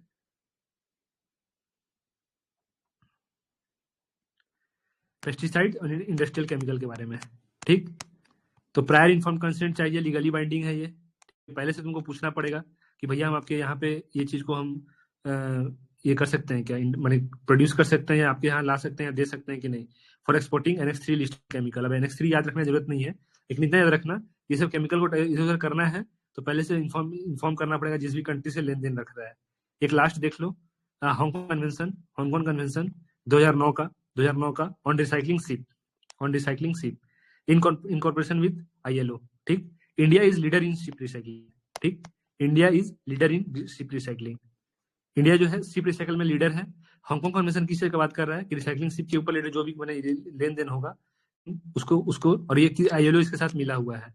ठीक, तो अब ऐसे क्वेश्चन बनता है कि हांगकांग कन्वेंशन किसके बारे में बात करता है। ठीक, रोटरडैम कन्वेंशन किस चीज के बारे में बात करता है, बेसल कन्वेंशन न्यूज में आ गया है। ठीक, प्लास्टिक ग्लोबल प्लास्टिक ट्रीटी की वजह से हो सकता है UPSC पूछ ले अगली बार जो मई में होने वाला है एग्जाम। ठीक, तो ऐसे होता है कि क्वेश्चन यहाँ से बनते हैं, उनको पता होना होगा कि कौन कौन सा कन्वेंशन किस वेस्ट मटेरियल के बारे में बात हो रहा है, कि तुम कैसे लाओगे किसी चीज को अपने कंट्री में या एक्सपोर्ट या इंपोर्ट करोगे। ठीक है, तो कर देंगे खत्म, आज ही खत्म करेंगे। एक बार और बैठना पड़ेगा हमें, शाम में बैठेंगे। आज के लिए इतना ही रखते हैं। ठीक है, ये क्या बचा मैं बता देता हूँ क्या बचा। कुछ इंपॉर्टेंट बॉडीज, ठीक, एक जगह पे रहेगा हमारा। इंपॉर्टेंट बॉडीज जो है CPCB, ये सब का क्या काम है, इंपॉर्टेंट बॉडीज, NGT, ये सब एक जगह देखेंगे। ट्रैफिक, ठीक, ये थोड़ा सा है बचा हुआ, खत्म कर लेते हैं सारे इसको। बाकी एक टॉपिक जो बचेगा सस्टेनेबल डेवलपमेंट, उसको शाम में करेंगे। देख लो, ये सब डिस्कस कर चुके हैं लेकिन फिर से एक बार डिस्कस कर रहे हैं। ये कहाँ डिस्कस किए थे बताओ, WP एक्ट में किए थे। ठीक है, WP एक्ट में डिस्कस किए थे, तो यहाँ डिस्कस नहीं करूंगा। 1972 में बताया था कि ये सब अथॉरिटी है जो क्रिएट हो रहा है उसी WP एक्ट के थ्रू से, NTCA wild life crime control central जो अथॉरिटी, और ये सब वहां पे डिस्कस कर चुके थे कि ये सब बॉडी क्रिएट हो रहा है। यहाँ पे एक्स्ट्रा फैक्ट लिख जाऊँ कि central government sites related enforcement swine south Asia established wild life crime data bank. ठीक है, मैंने क्या वाइल्ड लाइफ जो क्राइम डाटा जो कुछ भी हो रहा है उसके ये बना रहा है ये। ठीक, animal welfare board under prevention of cruelty, इसके थ्रू से पावर ले रहा है ये एनिमल वेलफेयर बोर्ड। बताया था कि WP एक्ट में नहीं आता है, याद रखने के लिए, नोट करने के लिए बोला था ये। Wild life institute of India, India का कोई एक वाइल्ड लाइफ इंस्टीट्यूट है 1982 का, वो ऑटोनोमस स्टेटस है उसको, under ministry of environment and forest climate change, along with NTCA implement project चीता। प्रोजेक्ट चीता के साथ ये हाथ मिला के काम कर रहा है। तो बात आता है कि प्रोजेक्ट चीता कौन कर रहा है, 2022 का प्रोजेक्ट चीता है, कौन कर रहा है, तो wild life institute of India है, इसके साथ हाथ मिला के, NTCA के साथ हाथ मिला के। ठीक, CPC भी काम पता है तुमको, अंडर वाटर एक्ट 1974 पावर लिया, also derive power from air act. Forest survey of India पुराना बॉडी है, ब्रिटिश टाइम का है, फॉरेस्ट सर्वे करता था ये लोग, ठीक है।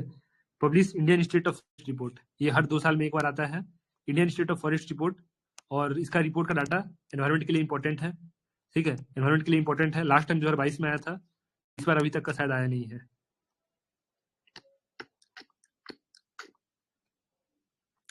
Botanical survey of India, botanical survey of India 1890 under ministry of environment forest climate change, ये भी पुराना बॉडी है, ब्रिटिश का टाइम का, ये भी सॉरी ये ब्रिटिश का टाइम का नहीं है, ये सॉरी ये 1981 का बॉडी है, ये ब्रिटिश का टाइम का है।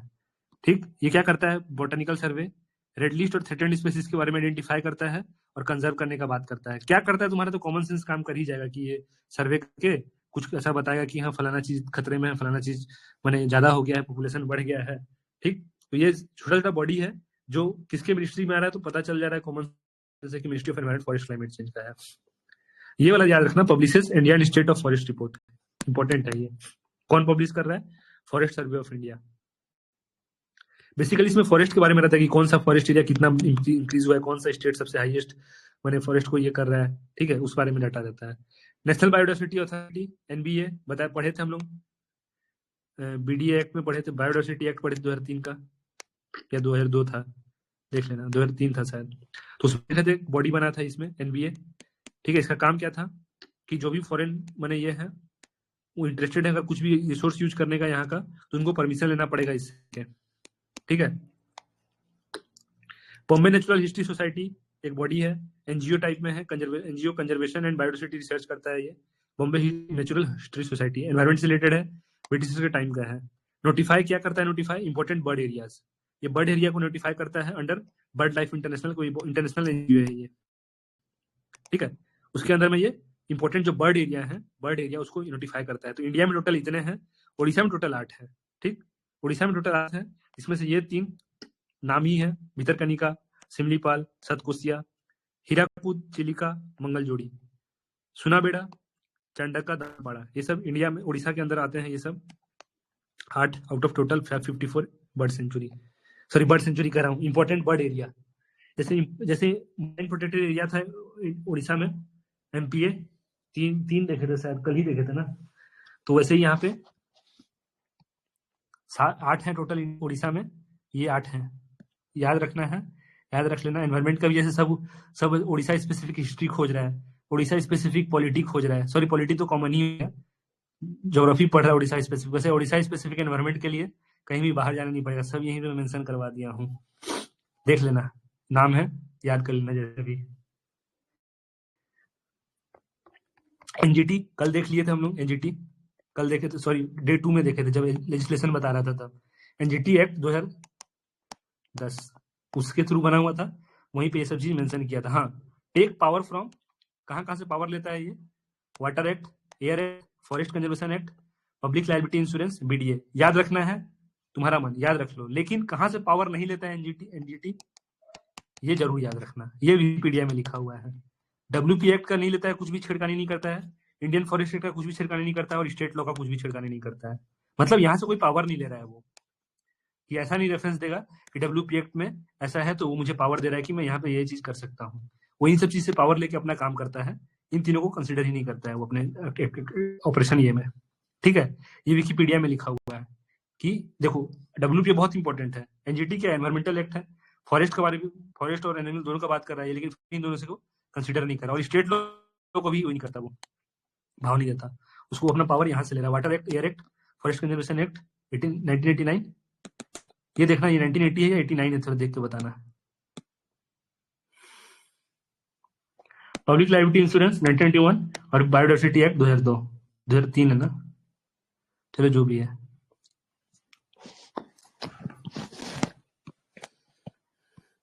ठीक। एक लास्ट बॉडी है traffic 1976 NGO work on wild life trade. ये एक एनजीओ है जो वाइल्ड लाइफ ट्रेड के, जैसे साइटिस पढ़े थे ना, साइटिस के पैरेलली ये तो इंटर गवर्नमेंटल ग्रुपिंग था ये, तो वैसे ये एनजीओ है ये, ठीक है। प्राइवेट प्लेयर लोग और गवर्नमेंट भी मिलके उसको ये करते हैं। तो वाइल्ड लाइफ के ट्रेड के बारे में ये भी बात कर रहा था और ये भी बात कर रहा है वाइल्ड लाइफ ट्रेड के बारे में। बाय आईयूसीएन कौन बनाया है? आईयूसीएन और डब्ल्यूडब्ल्यूएफ। 1948 का बॉडी है आईयूसीएन, गवर्नमेंट और एनजीओ दोनों मिलकर रहते हैं, रेड बुक रिलीज करता है, रेड बुक डाटा। ये क्या है? डब्ल्यूडब्ल्यूएफ एनजीओ है, publishers living planet report. Important, living planet report कौन कर रहा है? WWF. Wild life fund, world wild life fund for nature, इसी का जो लोगो है व्हाइट पांडा है। पांडा है, पांडा जो दिखाते रहता है उसमें क्रिटिकली एंडेंजर्ड, ठीक है। तो ये हो गया बॉडी, इतना खत्म कर लो। और एक बचा है जो दिखा दे रहा हूँ, बायोफ्यूल। हाँ, जो एक बचा है, ज्यादा नहीं, 10 पेज, ठीक है। शाम में कर लेंगे। इंडिया का क्लाइमेट चेंज को लेके क्या एक्शन है, ठीक, वो प्लस जो बायोफ्यूल वगैरह जो हो गया अपना, रिन्यूएबल एनर्जी कौन कौन सा, एयर वाटर सोलर में क्या क्या कर चुके हैं हम लोग, ठीक है। न्यूक्लियर एनर्जी में हम लोग कहाँ कहाँ गए हैं, न्यूक्लियर एनर्जी में हमारे पास कौन कौन सा प्लांट है। इस बार न्यूक्लियर प्लांट में बहुत बड़ा चेंजेस हुआ है, जिसके लिए मोदी जी खुद इनॉग्रेट किए थे जाके साउथ वाला कोई कलपक्कम न्यूक्लियर रिएक्टर का।